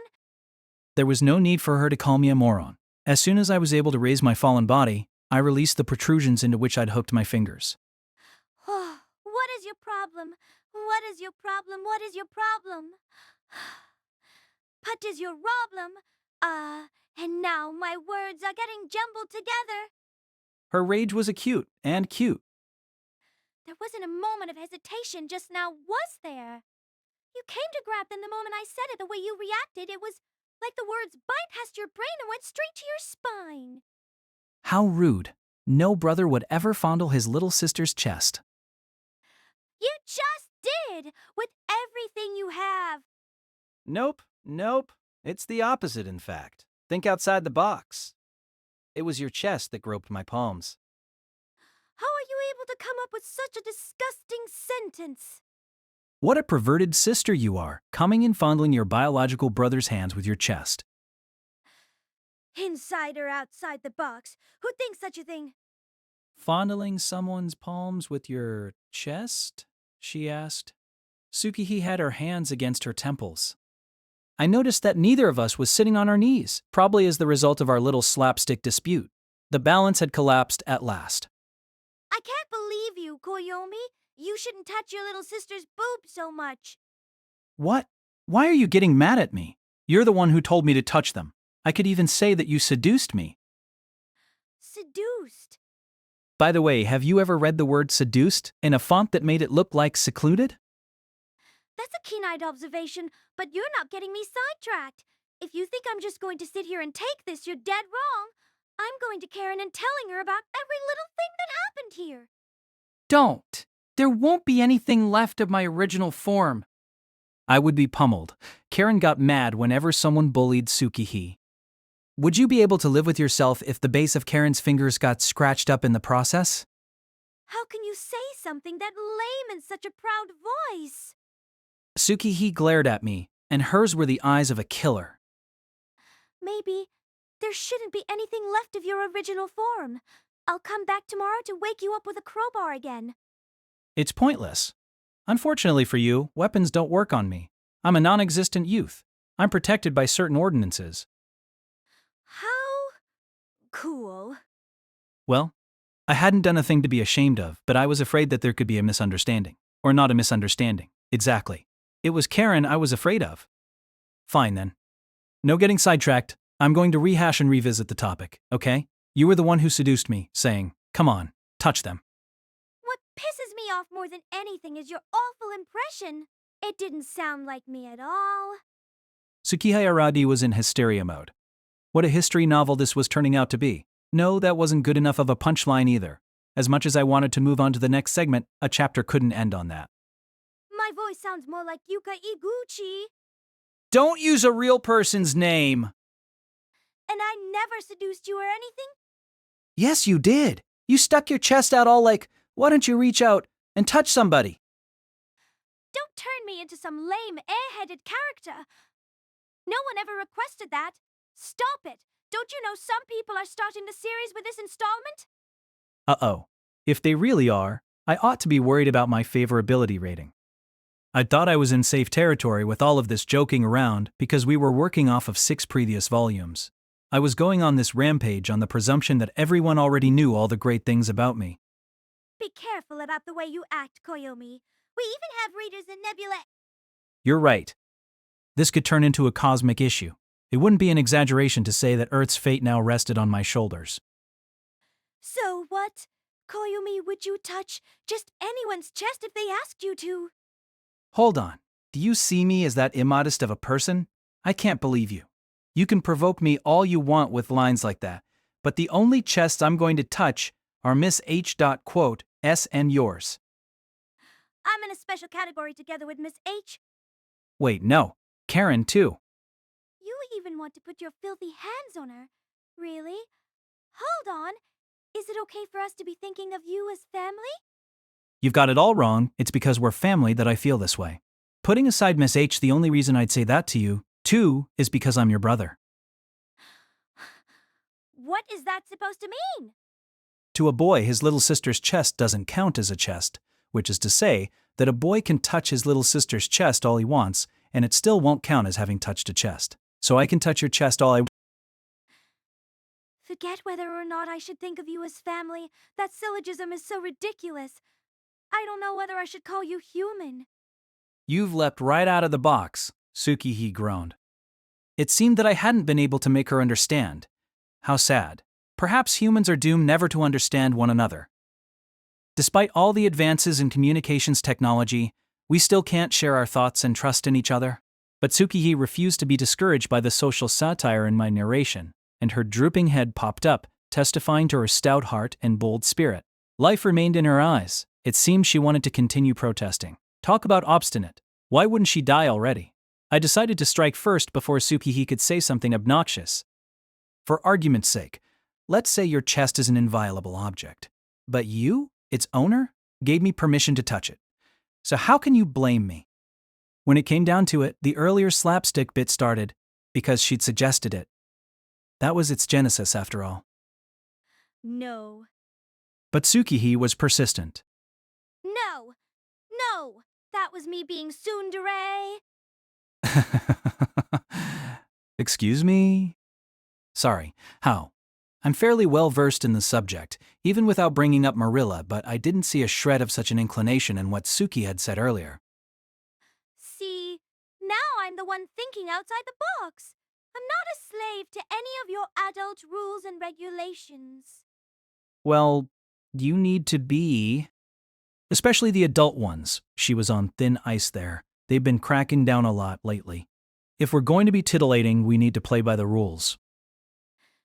In other words, I'm a reverse Tarai. And what exactly is that? In other words, I'm normally all lovey-dovey and act like we're really close, and I'm fine with physical contact like putting my hand on your shoulders or putting my face close to yours. But when you see that, and wonder if I like you and confess your feelings to me, I suddenly transform into a cold, mean girl and snub you with a, "Oh no, it's not like that. Please stop, really. What have you misunderstood here? Don't get carried away." No, that wasn't tsundere or reverse tsundere. Wasn't that called being a pretty common kind of regular girl? As a reverse tsundere, I'll joke around and say, "Come on, touch them." But if you really do touch them, that means I'll get snap on you like, "Oh my god, what are you doing? What are you, stupid?" That's horrifying. These reverse tsunders were scary. How was I supposed to approach them? Actually, what were you even trying to do there? Where did you think the conversation would go when you thrust your chest out in front of me? Well, that was me playing around, or maybe trying something out. I told you I was trying something, remember? As the brains of the Fire Sisters. My plan was to thrust my chest at you, so you'd say, "No, I'm not interested in your chest," in order to justify your theory. But I'd shoot back with, "That's because it's your little sister's chest, right?" It was supposed to be a beautiful little rally between us. Oh, that was how it was supposed to go? Why did you have to hit a beautiful little return ace? I can't believe you, Suki, he said, puffing her cheeks. It seemed like we had slightly different ideas about our intimacy as siblings. But touching your chest there would make for a funnier scene than that kind of dime a dozen exchange. I guess you're right. Okay, I forgive you. She forgave me. This must have been why she was able to draw so many people to her, and why she was such a leader. But at the same time, I was worried that she might be a little too charitable. So, how was it? Hmm? I'm asking you how it was. Oh, I see. You want to know how I felt touching my little sister's boobs. It was something you'd want to know. It's natural to mind what others think about something you've spent many months nurturing. This was no time for me to pay her any kind of easy lip service. I thought for a bit before giving her my honest opinion. 76 points. Room for improvement. Subtle. We needed to give it time. Then again, the scorer had only ever touched his little sister's chest and no one else's. His grading standards lacked credibility. So what's going to happen now? What do you mean? Well, you told me, touch them, Mir, and I touched them. Cut it out with your grading impressions. This something or other you were trying. What kind of conclusion were you led to? Tsuki considered my question. It was a strange reaction, as if she'd been completely unprepared until the moment I asked it. Maybe she just wanted me to grope her boobs. Don't get me wrong, it's not like I actually groped them. In fact, it was my palms that had been groped by her chest. The world's most shocking massage. Koyomi, I think you might be feeling sexually frustrated. What? She'd been led to the worst possible conclusion. Now that I think about it, you were lamenting, "I can't buy dirty magazines. I can't buy dirty magazines. I can't buy dirty magazines." I didn't say it 3 times. Why would I chant that? I'd simply misspoken. Simply blurted out how I really felt. But that's what's backfiring.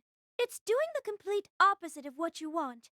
You've confused sexual desire for romance, and you're creating an inflationary spiral of frustration.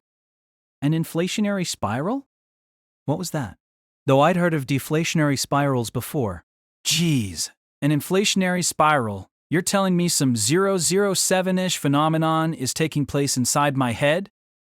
Ahem. And that's why you went ahead and touched your little sister's chest? So that's why I touched that touch panel of a chest? Those are flat. She struck me. I would have gone flying into the wall had I been dealing with Karen, but this was an attack coming from Tsukihi's slender arm. A mosquito bite would have hurt more. So I decided to keep going. Ha! It's a touch panel used to enter the secret code of romance. That's not even clever. Then I withdraw all your savings. Nice one.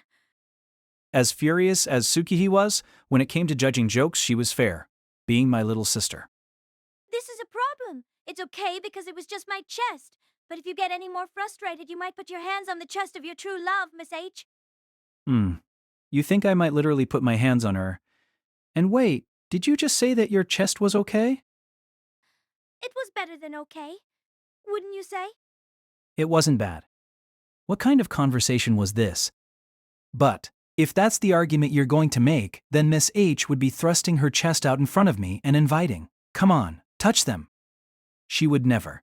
I couldn't even imagine it. No, Koyomi. You're the kind of person who'd strike off on his own and touch them, even without her invitation. You'd devise some kind of plan. Let's play tag. You're it if you get touched anywhere on your body or something. Wow. What a transparent plan. Or maybe it'd be a game of tag. Only instead of a light pole being the safe zone, it'd be Miss H. Dot, quote, Ras Brazier. Forget transparent. You know, if anything here is flat, it's the way these so-called plans are falling. Well, the more I thought about it, the more they did seem like the kinds of plans I'd devise. I nodded slowly, as if I were digesting her words. Oh, so I was frustrated. It was a mean thing to say, and it did wound me. But yes, now that she'd brought it up, I sort of agreed with her. Actually, I simply agreed with her. I might even say that she hit it right on the mark. Did a culprit exposed by a famed detective feel the same way? No wonder they were always so sportsmanlike about it. Boy, I was almost feeling refreshed, so that's what it was? Ah, of course. That's what this is. That was a real close one. You nearly mistook being attracted to the chest of a classmate whom you don't particularly fancy for love. Gotcha. Now that would have been one big wrong idea to get. I'm sure Miss H absolutely wouldn't want you getting it. True, not only would I have mistaken lust for love, I'd have gone on to tell her about the way I thought I felt. What would we have done about that? It would have been a disaster. Even so, considering Miss H. S personality, she might have put up with such a disaster. And that was why I needed to control myself, why I had to. Right, Tsukihia, you saved me from a close one there. I almost let my actions lead me down the path of evil. The path of evil? Ha! Indeed, how I've erred, I Koyomi Araragi, the sixth demon king, must never consort with a simple lass. You sound like some sorcerer who's already been led down the path of evil. And what's with that laugh? Muttered Tsukihi. Asuraman, so now that we've arrived at a conclusion, it's time to come up with a plan to address this. It's going to be bad if I left this frustration to fester. I have to protect Miss H from my wicked talons. True. It's a godsend that I saw the truth of the matter, if a touch late.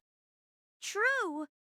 I'd uttered the first words that had come to mind, but she took a pass on it. There were apparently some things that I shouldn't say even to my little sister. Koyomi, let's avoid a punchline where you put your wicked talons on Miss H and get arrested and grown all. Shucks.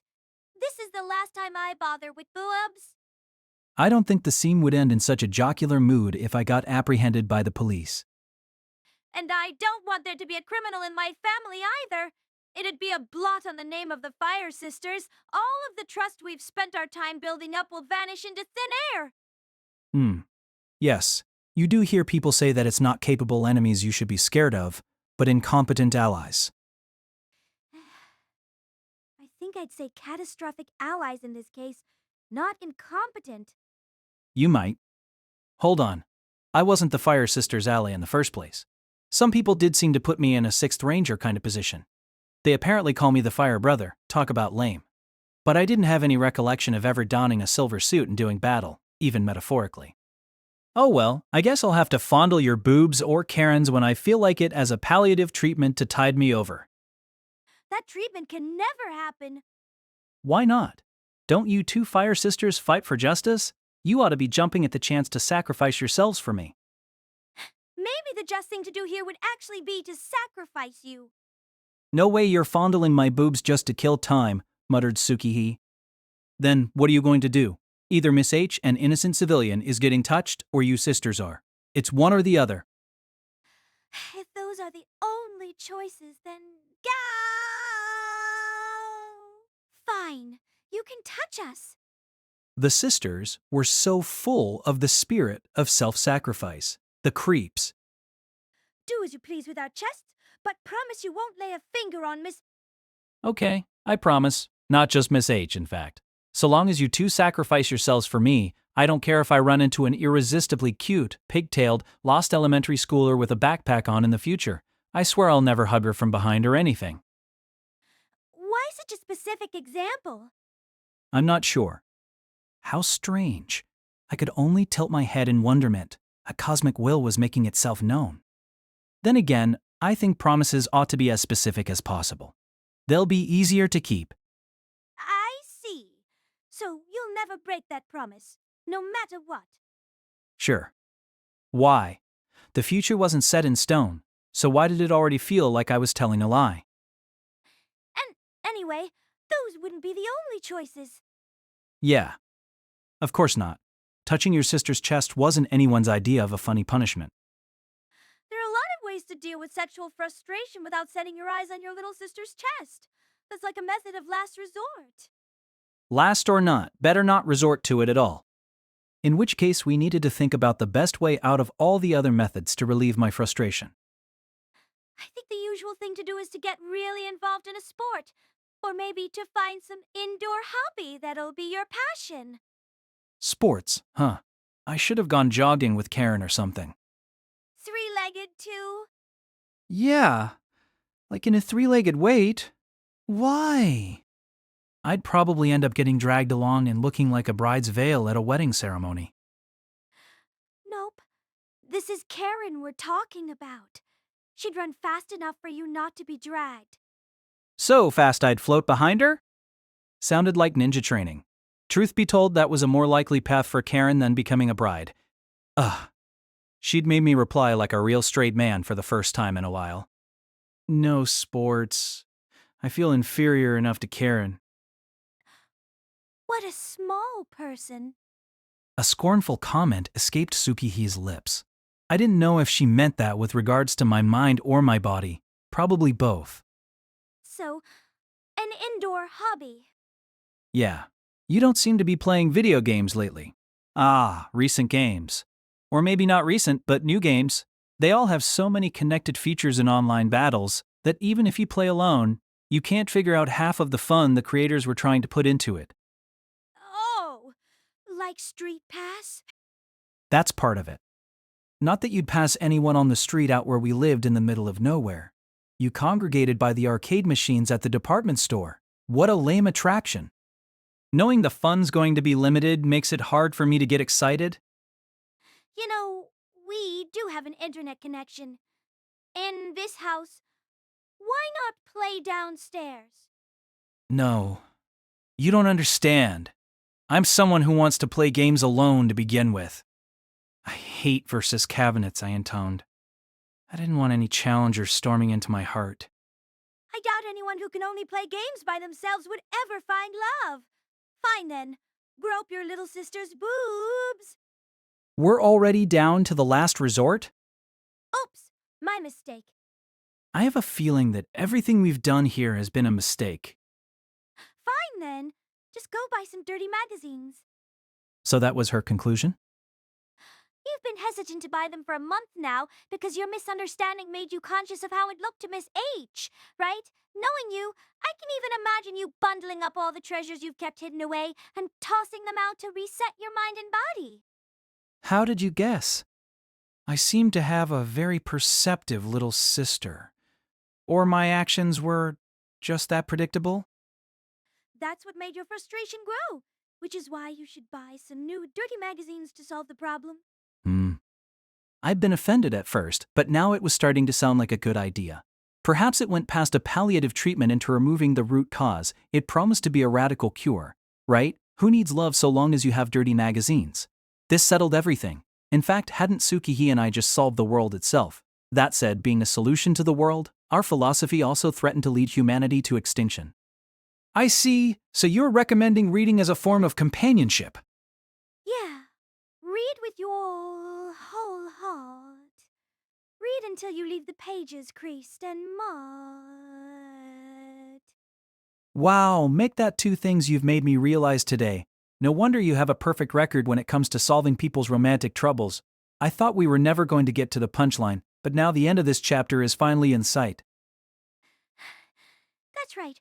We've gone on for so long that this would probably take 3 episodes of anime to cover, but it's finally time to move on to the next chapter. So, if you've made up your mind, strike while the iron is hot. Why don't you go right now? The bookstore is just about to open. I'll even go with you. No, I could never ask that much of you. You've already done more than enough for me. I'd feel guilty if I bothered you any more than I have. The rest of this battle is mine, to face alone, I said in an attempt to sound cool, but then the truth struck me. Oh, crap. Maybe I can't. Huh? Why not? Was there something wrong with my nice idea? No, there's nothing wrong with your idea. It's just that I'm missing something indispensable to it. What? like a soda stuck in a vending machine. Indispensable, not undispensable. Our system of having to say something stupid before moving on in a conversation took so much effort. Money. Money? I'm short on funds. You could call me a bearish trader. Only 377 yen sat in my wallet. They say people who know exactly how much they have in their wallet have what it takes to be rich someday. But in this case, I had so little that it was harder not to know. What did you waste it on? Didn't Grandpa give you money as a birthday present the other day? I spent it all on a game. So you are buying games. She was right. Then again, complaining about things but doing them anyway was the way I lived. What game did you buy? I pretended to buy Ida Damadster, but really bought Ice Climber. Why would you need to pretend? Oh, you're such a handful. You know it's not easy for a girl to have such a failure as an older brother. Tsukihi said, getting me back for earlier. She looked very satisfied with herself, yet I was the one who'd managed to buy a game with only 377 yen in my wallet left to spare. Tsukihi should have been thanking me for allowing her to look so smug. Fine. I'll give you one of the books from my stash, or maybe Karen's. I didn't want to get a dirty magazine from my little sister. I didn't know if that counted as a hand-me-down or a hand-me-up, but either way, it would be pointless if our tastes didn't match, and I couldn't imagine anything worse than if our tastes did. But I guess I might as well ask. I feel like they're quite varied, but generally speaking, cute boys with cute. Great. I've heard enough. I cut it short. I cut our rotten conversation short. Don't you want to hear me out to the end? I didn't even want to hear the beginning. Koyomi, it's not cool to go around turning up your nose at people's tastes without so much as hearing them out. It's okay to go around turning up your nose at people's bad taste. You haven't even read them. I, for my part, would never be so prejudiced. I thoroughly check out your tastes before feeling grossed out by them.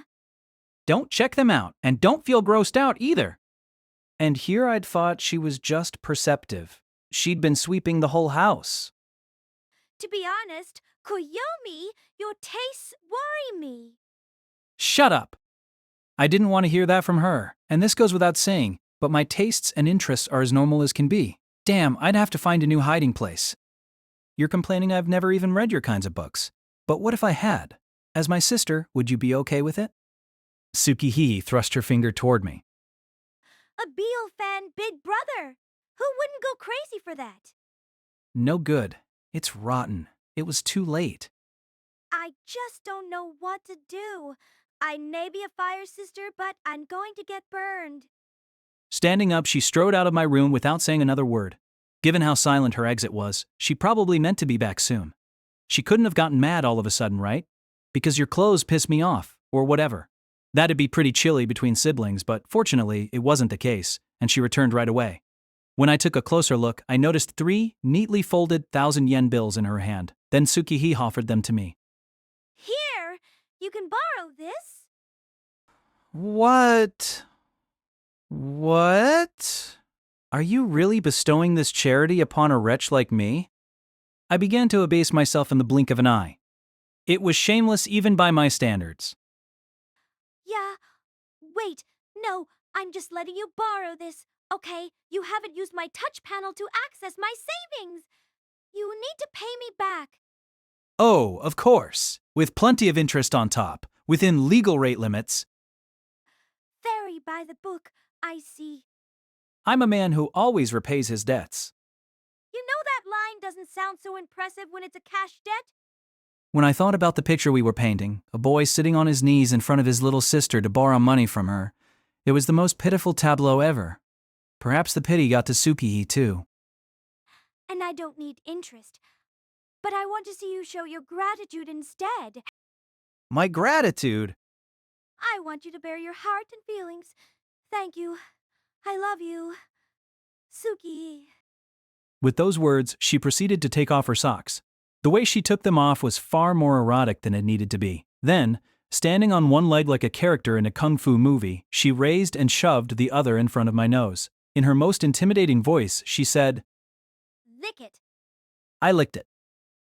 Do hesitate. From there, she kicked my nose again like we were in a kung fu movie. This actually hurt. The level of her attack went beyond trying to give me a nosebleed and could have broken my nose. What have you done? Hey, that's my line. No, it's my line. And you're never getting this one. Gimme! Gross, gross, gross, muttered Tsukihi, wiping down the foot she'd given me to lick, scrubbing as though to cleanse herself of a disgusting memory. Hey, don't treat my tongue like it's something dirty that hurts my feelings. I only grudgingly licked it because you begged. Come on, lick it! The only grudge here is the one I'm going to have over how enthusiastic you were. And that's not even an impression of me anymore. Claiming that I ever said that is baseless slander. If you don't want your feet getting licked again, hand over that cash. Now you're threatening me. Tsukihi tossed the 3,000 yen bills into the air. I ran over like a child flocking to candy and snatched them before they fell to the floor. Flip, flip, flip. I checked over the bills like a bank teller. Okay then, that's 3,000 yen paid in full.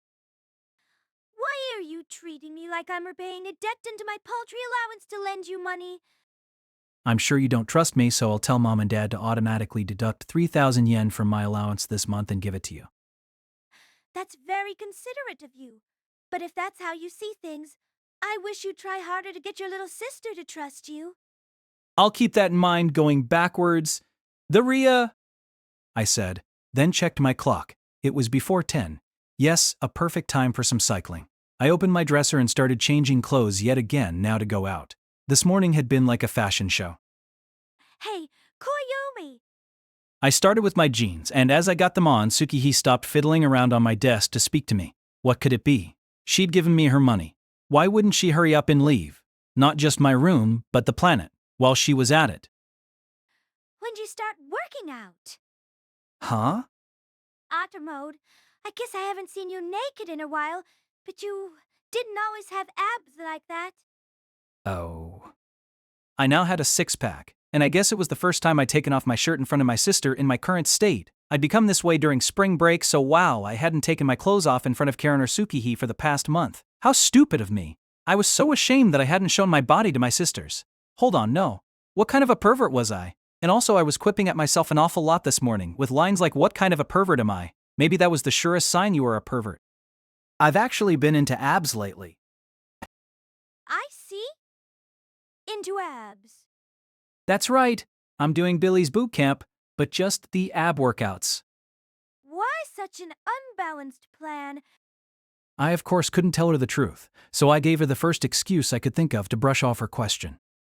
I came up with a real gut-ripper of a joke and ended up like this while I was getting ready to unveil it to you. 2. I see, it's so funny you made yourself laugh. Yep, you'd better start training your abs if you don't want it to kill you. With Billy's boot camp of cool rhythms?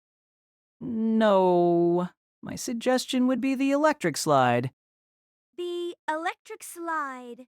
I gave her another excuse about how it was a better fit for a girl as fashionable as her, and it seemed to work. Okay, she nodded. While Tsukihi was smart, though I'm not sure you still buy that characterization, she wasn't the type to pry into every aspect of her brother's affairs. I asked her for help this time, and she answered. That was all. Okay, thanks for today. I finally expressed my gratitude in a normal way once I'd put on a long-sleeved shirt. You could say I should have spoken those words sooner. Not at all. You're welcome. I'm heading out. Be safe. When I looked at Tsukihi, she was lying on my bed again. It seemed like she meant to doze off. Coming from a person who'd interrupted someone else's attempt to go back to sleep. It was terribly selfish, but since she'd helped me, I could at least provide her with a place to nap. She just needed to get rid of that crowbar. Before I left, I asked Tsukihi one more thing. Tsukihi? What? I know that we came to the conclusion that it was all a misunderstanding, but do you think that even someone like me might fall in love someday? I assume you would, if you're human? Okay. Hearing her reply, I closed the door to my room with a good night, and then I smiled. A faint smile. Human, huh? Boy. Ever since spring break I developed a reaction to any mention of a category that shouldn't have meant anything. Like abs. It really was side-splitting, in its own way. My intensity as a human? What an embarrassing joke when I look back on it. To be strong, strength, spring break, smashed such concepts too, thanks to none other than Miss H. Miss H, Miss H, Miss H, Miss H, Miss H. Ka.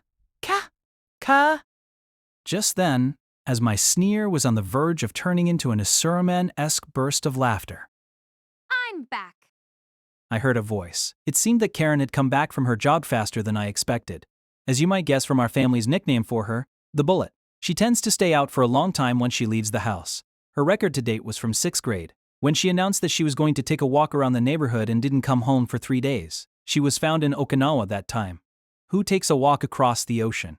The police had to get involved, for Pete's sake. Welcome home! Though nothing but a nuisance when she was at home, I felt that maybe I should welcome her early return given what a hassle that incident had been. Fine, I'd go over and say hi. You might wonder who the hell I thought I was, but with that exclamation, I briskly descended the stairs and headed for our front door. There I found Karen Aragi, the tracksuited woman, sopping wet and taking off her shoes. Sopping wet. Is it, raining outside or something? I was about to go out. It wasn't like I'd looked out the window to check the weather, but I hadn't heard any rain, and to begin with, sunlight was coming into the house. A sun shower? Oh, Koyomi.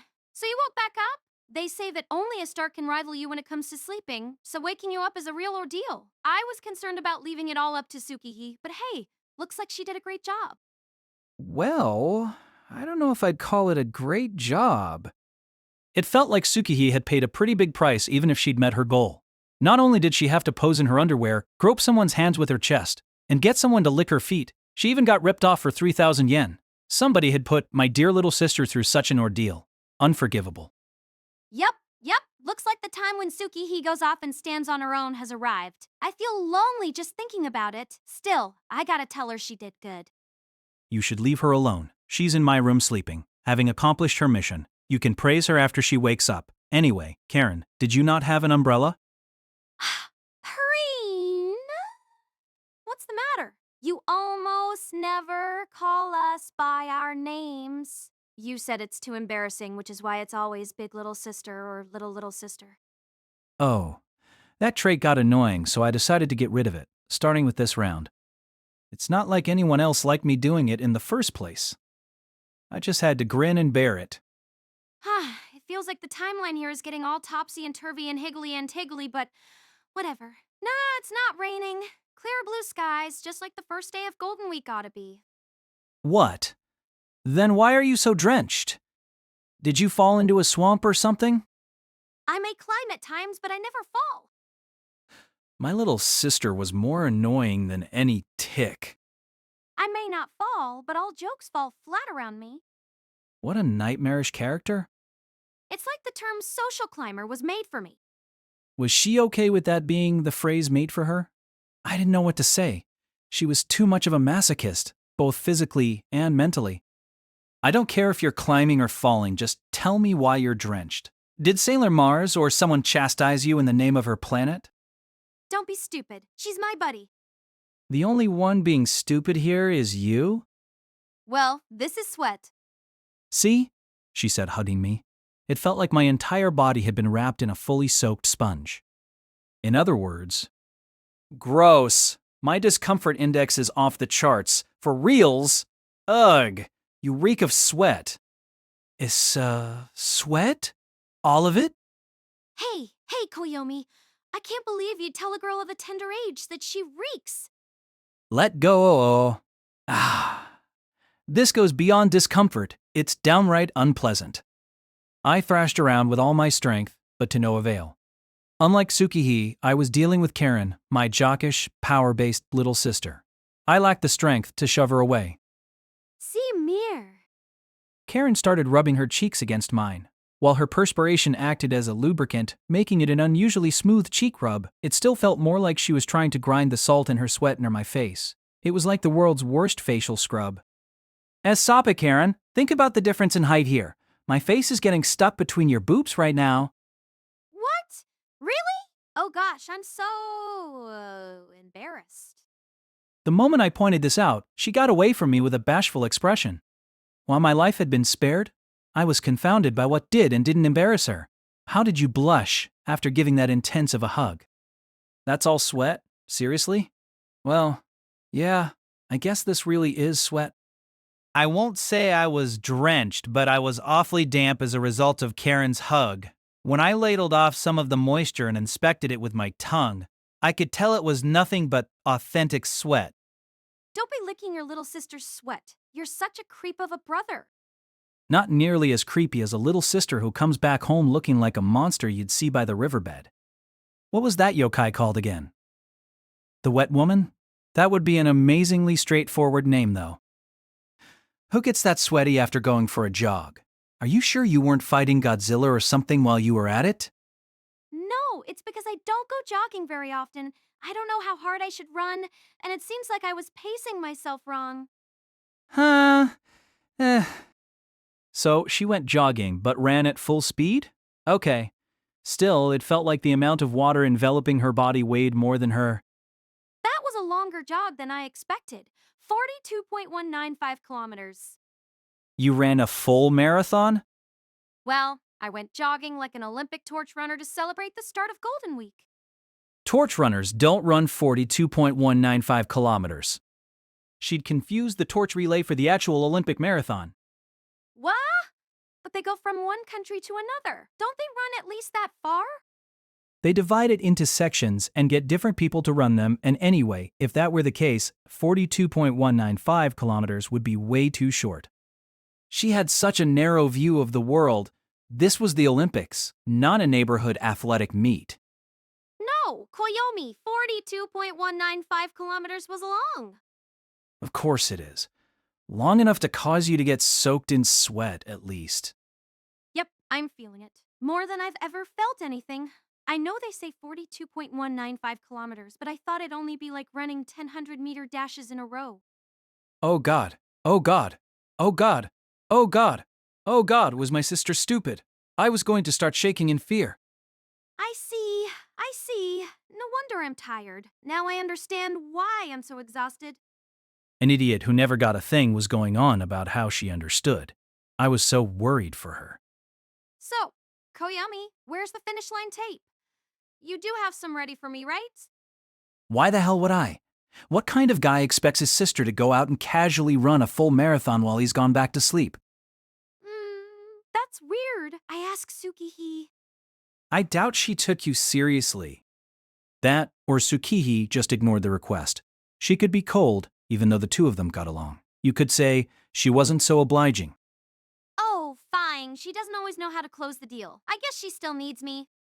I bet Tsukihi would hate to hear that from someone with an empty head full of nothing. But if there's no finish line, that means my run isn't over.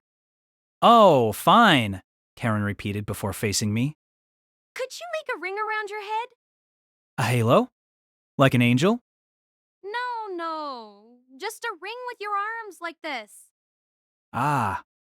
I did as Karen demonstrated and held my arms and shoulders in the shape of a zero, though I didn't know why she wanted me to. Ha! She leapt off the floor. Then, as if she were a high jumper performing a straddle, she passed through the loop I'd made. She was like a dolphin, or maybe a lion bounding through a flaming hoop. She brushed against the top of my head. As if she were threading a needle with the mobility of a hornet, she slipped through my arms. There! I've passed through my brother. I can say I've reached my goal. Don't scare me like that? I yelled at her, pretending that I wasn't really scared, but my voice was trembling. In my mind's eye, my entire body was covered in goosebumps.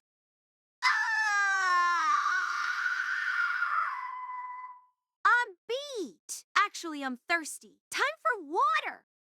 Wait! I'm not done talking to you! Also, don't walk around the halls when you're dripping wet, I said, chasing after Karen as she headed to the living room, presumably to rehydrate. Following her into the kitchen, I found her sticking her ponytailed head into the sink and gulping down water straight from the faucet. How manly. Was she already a man among men, despite being my little sister? Glurp, glurp, glurp, glurp.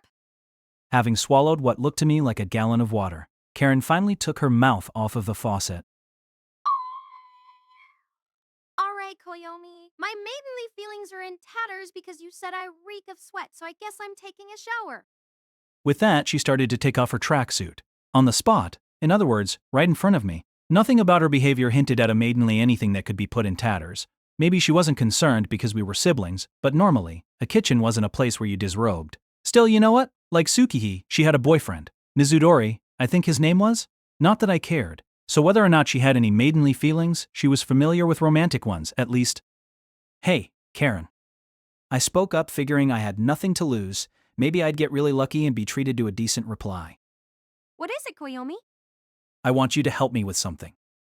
Oh, you're finally interested in starting down the path toward karate mastery? No, I didn't mean any sort of secret technique. How do you decide whether you're in love, whether you like someone? What? Romantic advice? Now nude from the waist up, Karen draped her track jacket, shirt, and sports bra over her shoulder like a towel. If you see someone and think, I want to have this guy's kids, I guess you're in love with him? It was a very manly answer, but, unfortunately, I doubted it would be of any assistance to me.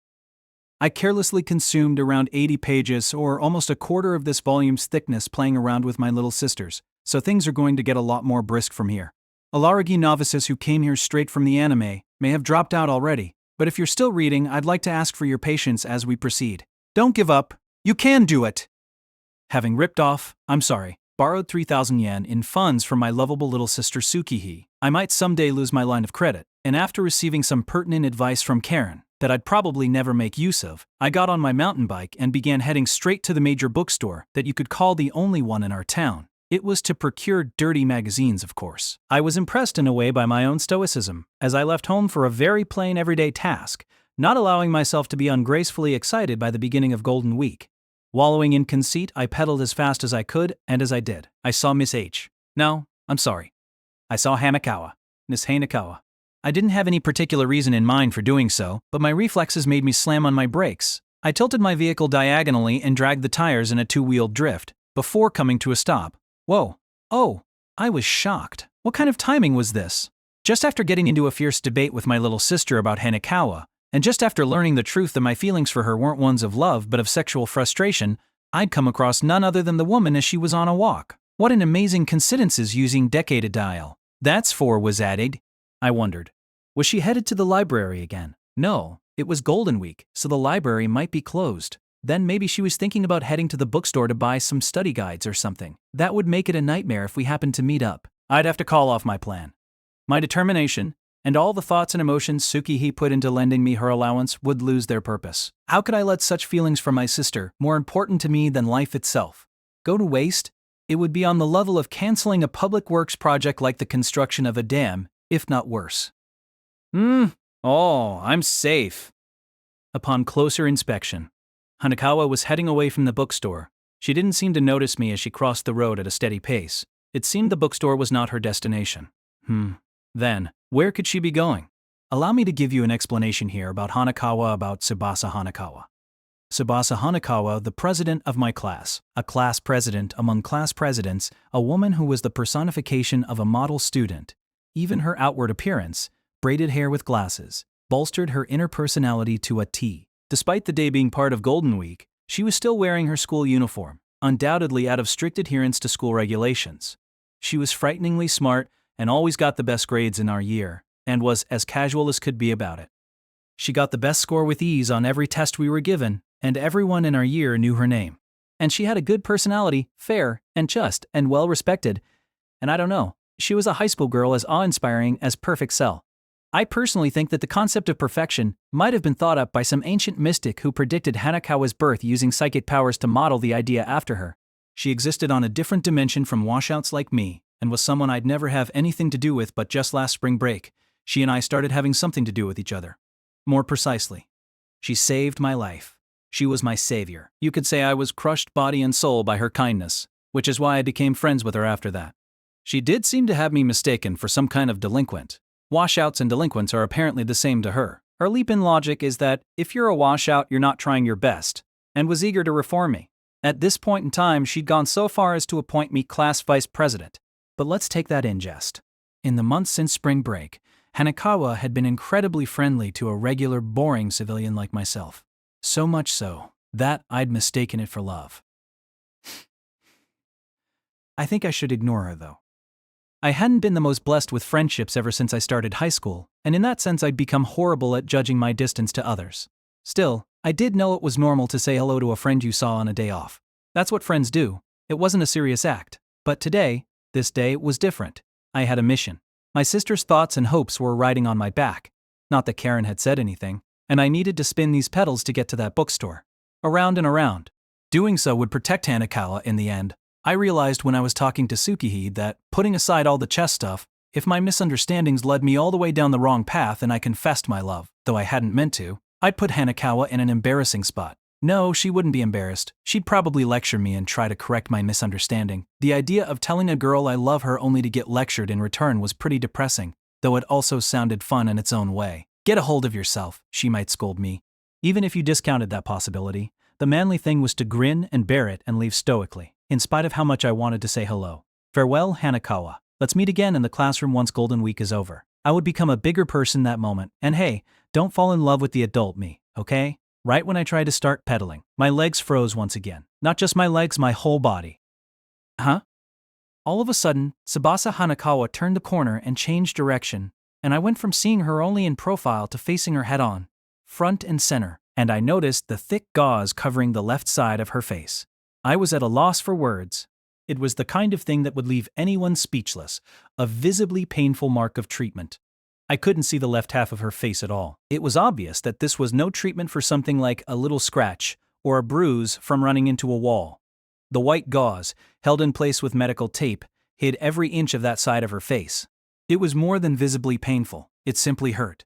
It hurt just to look at it, like the throbbing pain was being transmitted straight to me. No, if it was a plain injury, I would be running straight over to Hanekawa's side to express my concern, to ask her what happened, how she'd gotten hurt that bad. There would be lots of ways to pose the question. Did you trip and fall? Did you run into a telephone pole? But my whole body was paralyzed. Because, no, maybe I was overthinking it. Could it have been my violent spring break driving me to brutal thoughts? Like how most people were right-handed and if they hit someone in the face, just the left side of the face would be injured. Much like hers, Hanekawa looked the exact same as ever, aside from the gauze, the braided hair, the glasses, even the uniform. It was all the same as ever, and that actually made it a heroic sight. It was actually heroic. Truly intense. Then Hanekawa seemed to notice her classmate, frozen, and unable to move. She noticed my existence. I'd been found out. Of course I had. It was one thing to be off to her side, but she was facing me now. I'd noticed Hanekawa, so of course she'd notice me. I guess you could call this my first failure over Golden Week, my first mistake. If the plan had been to leave without saying anything, to pretend I hadn't seen her, I should have disappeared at once. Someone like me? I should have just disappeared, but I froze like an idiot instead, which is why Hanekawa ended up recognizing me.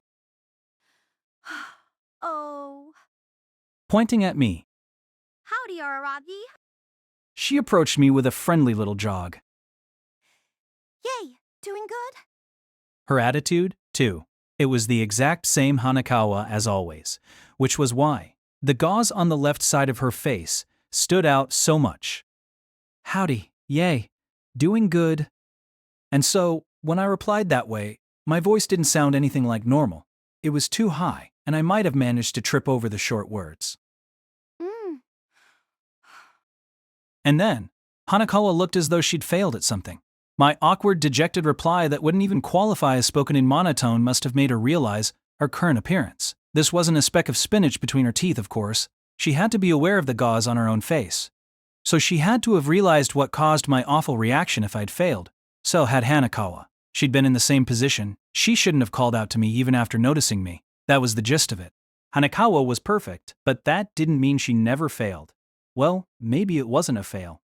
As far as she was concerned, maybe she was trying to forget about that painful injury, and thanks to her efforts, really, entirely, and perfectly forgotten about it. In that case, I was the one who reminded her of it. My inability to react well. If anything, it was rare to see Hanekawa searching for the right thing to say. Was she racking her brain to come up with some sort of solution to get her out of this tight spot? No, it felt like she was just at a loss. But I could see why she was at a loss for words. The awkwardness of being seen in her state was no longer inconsequential. She was worried that she was causing me to be at a loss for words. She was thinking of how to deal with that and make me feel better. Even in this situation, she was thinking about me. She was giving thought to others. not herself. And because I couldn't help but see, I felt even more awful. Aragi. Hop. Hanekawa had uttered my name, maybe so she could start explaining herself, or just start by breaking the silence. But then, as if to cut her off, I made my move. I did, but not out of deep consideration, or to be even more honest, there wasn't any consideration behind it at all, not even the shallowest of thoughts. What was there instead was an extremely personal desire. I couldn't bear to watch the pained and painful sight. I didn't want to see that gauze on her face. I didn't want to see her getting worried for my sake either. And so, imagining myself to be a submarine ace who'd take over the baseball world if he really existed, I scooped upward with my right hand on a wild attempt to upturn Hanekawa's long skirt, which reached down below her knees. In more common terms, I flipped her skirt. In response to this bizarre behavior, Hanekawa slapped me across the cheek, behavior that was natural for a girl. A splendid show of snap judgment and instant execution. But calm reasoning would lead you to conclude that she shouldn't have. While I say I flipped her skirt, we were quite close to each other, about an arm's length away. In other words, close enough for a slap to connect. Let's say she hadn't hit me. Then the impact wouldn't have forced me to my knees, and I barely would have seen anything under her skirt. But Hanekawa held close to nothing back with her slap. It lacked anything you could call mercy, so I really was forced down on one knee. Okay. I was actually laid out, made to crawl and lick the gravel. This ended up putting me at an angle almost directly under her. A location from where I was fortunate enough to witness everything there was to see under her flipped skirt. The skirt I'd flipped. Maybe instead of saying I ended up at that angle, I ought to say I managed to assume it. I bore holy witness. It made me want to put my hands together. In fact, I did as I bore witness. Not on purpose, but as a natural reaction. If it were a shrine, I would surely visit it 100 times a day. No, it wasn't an exaggeration to say that all my dreams had come true now that I'd been blessed with the sight. What a miracle. This is where I have to take back part of my conversation that morning with Tsukihi. The underwear Hanekawa wore that day was so black it seemed like an all-encompassing darkness. As someone unfamiliar with clothing materials, I couldn't begin to imagine how it was possible to create something so dark. It was that strikingly black. It was beyond my imagination, and enough to disprove my speculation. That's how erotic it was. And if I needed to make a retraction, so did Tsukihi. While all my efforts had done nothing to change her mind, if she were to see this sight, she'd surely understand that equating white with seriousness, purity, and chastity was a rigid and mistaken assumption. White or black didn't matter. If the same person wore both colors, it would be the same. This dark black, this color in close contact with Hanekawa's body, was so serious, so pure, and so chaste that it was dazzling.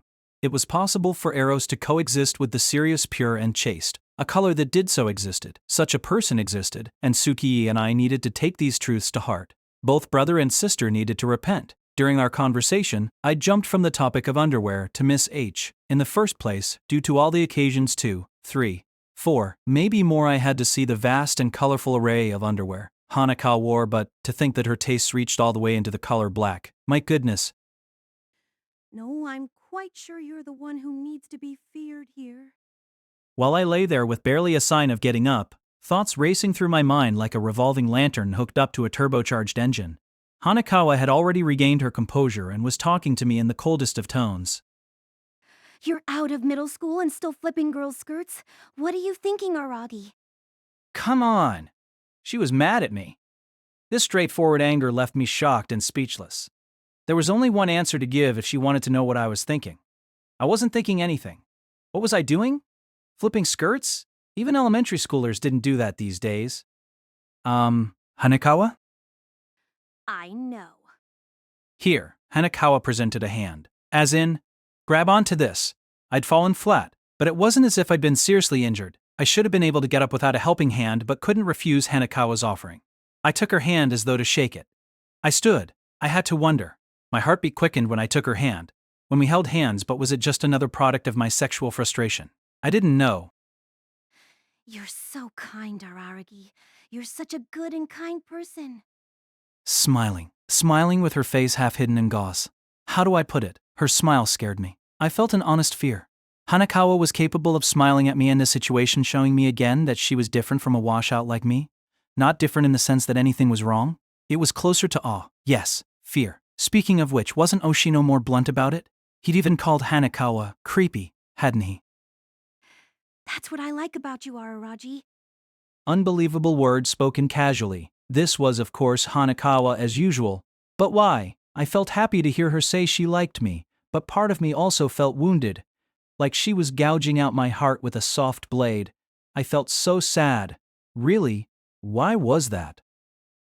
Let's walk, just for a little. She invited me to join her and began walking, not waiting for my response.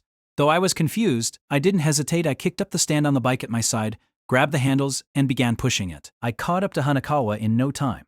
From there, I walked beside her. I've heard before that it's good manners for the man to walk closer to the car lane when he's with a woman.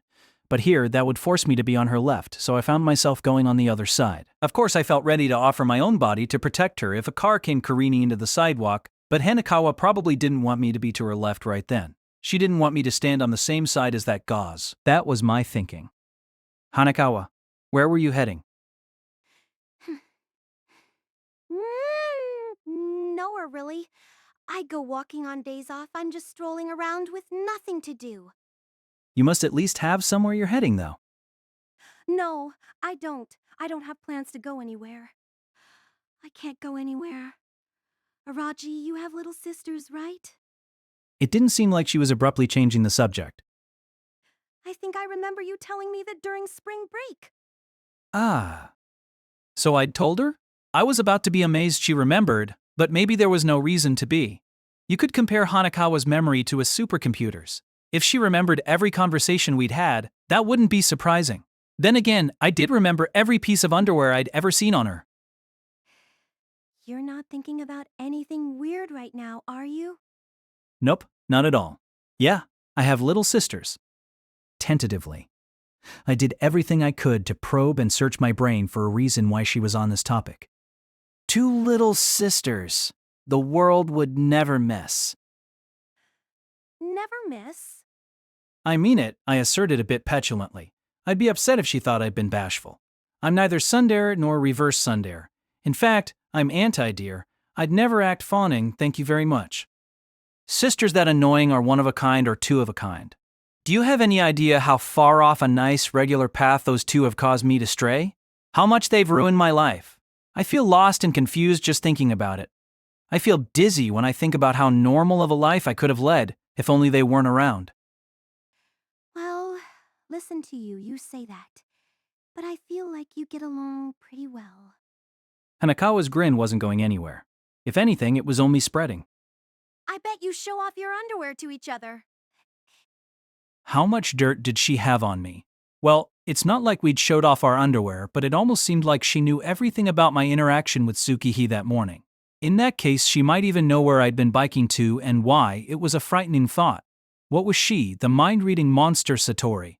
Was I going to have to nickname her Sadie? We absolutely don't. All we ever do is fight. We haven't spoken in 5 years. And if they try to talk to me, I ignore them. You big liar. No, I'm telling the truth here. We only communicate using body language. Sounds like you get along fine. In fact, we haven't met in 10 years. We only communicate by leaving each other notes. We call each other pen pals. Then you do get along fine. Sure. From an outsider's perspective, we did. Even today, though, just today, this morning in fact, my littlest sister and I got in a fight. It was awful. She groped my hands with her chest. Groped your hands with her chest. That's right. I'm never playing blackjack with her. She'd bust every one of my hands. Sadly, despite my indignant tone, Hanekawa didn't seem to sympathize. Or, rather, her eyes were wide with shock. It was an honest reaction, too. She'd lost any will to poke fun at me. While I say that, we are family. There's no hostility, but it's also true that they cause me all kinds of trouble, though I'm sure I've caused them at least a little bit of trouble as well. So it goes both ways. What's wrong with that? Sounds like family to me. Family? Yep, kin. Hanekawa walked at a fixed pace as if she'd calculated everything out in advance. Matching her speed, I pushed my bike.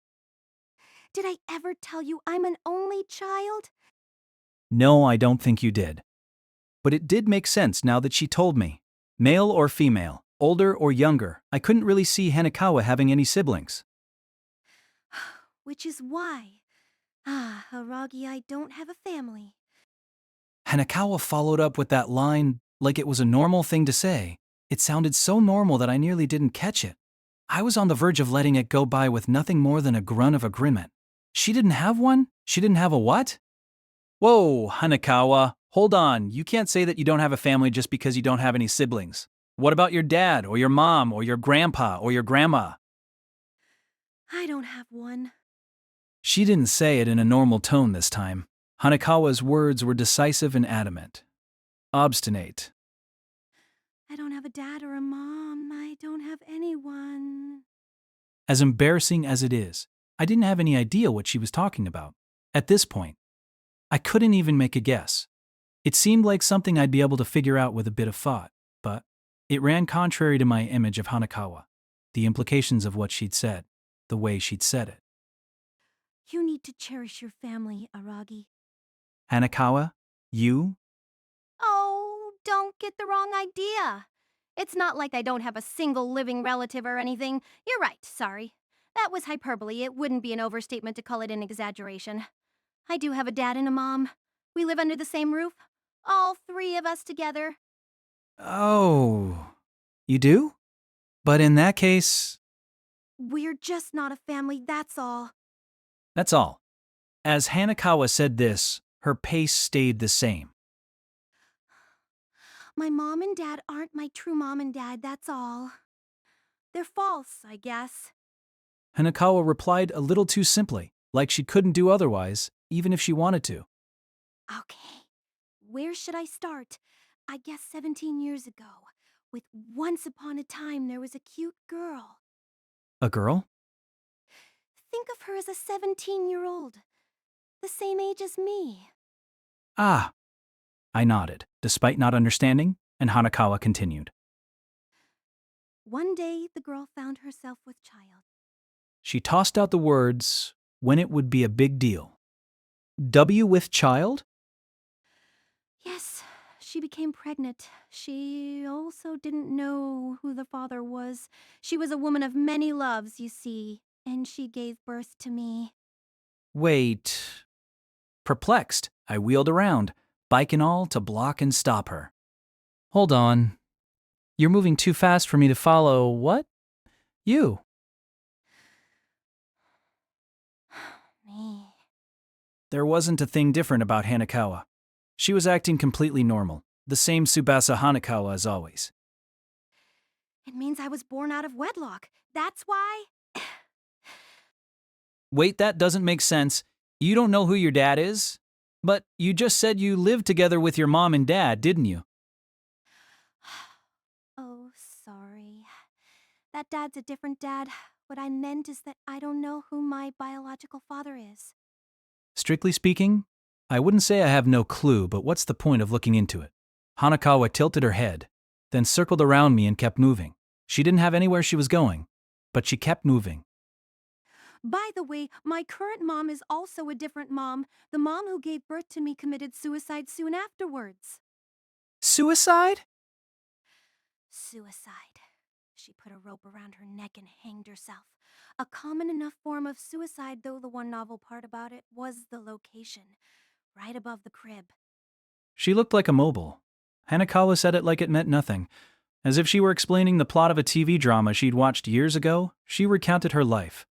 Her memories from a time she'd have no memory of. But she got married right before she killed herself. It was financially difficult to raise a child when she didn't have a single relative she could rely on. It was for the money. For the money? I think loveless marriages are understandable in certain situations, but I don't know about this one. What a tragedy it must have been for the man. A tragedy, or maybe a hassle. He had to take in a child she had with God knows who. Oh, and the man was my first dad. First dad? Ah, also different from my current dad.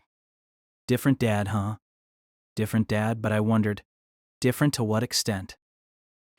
I honestly don't know what caused my mom's suicide.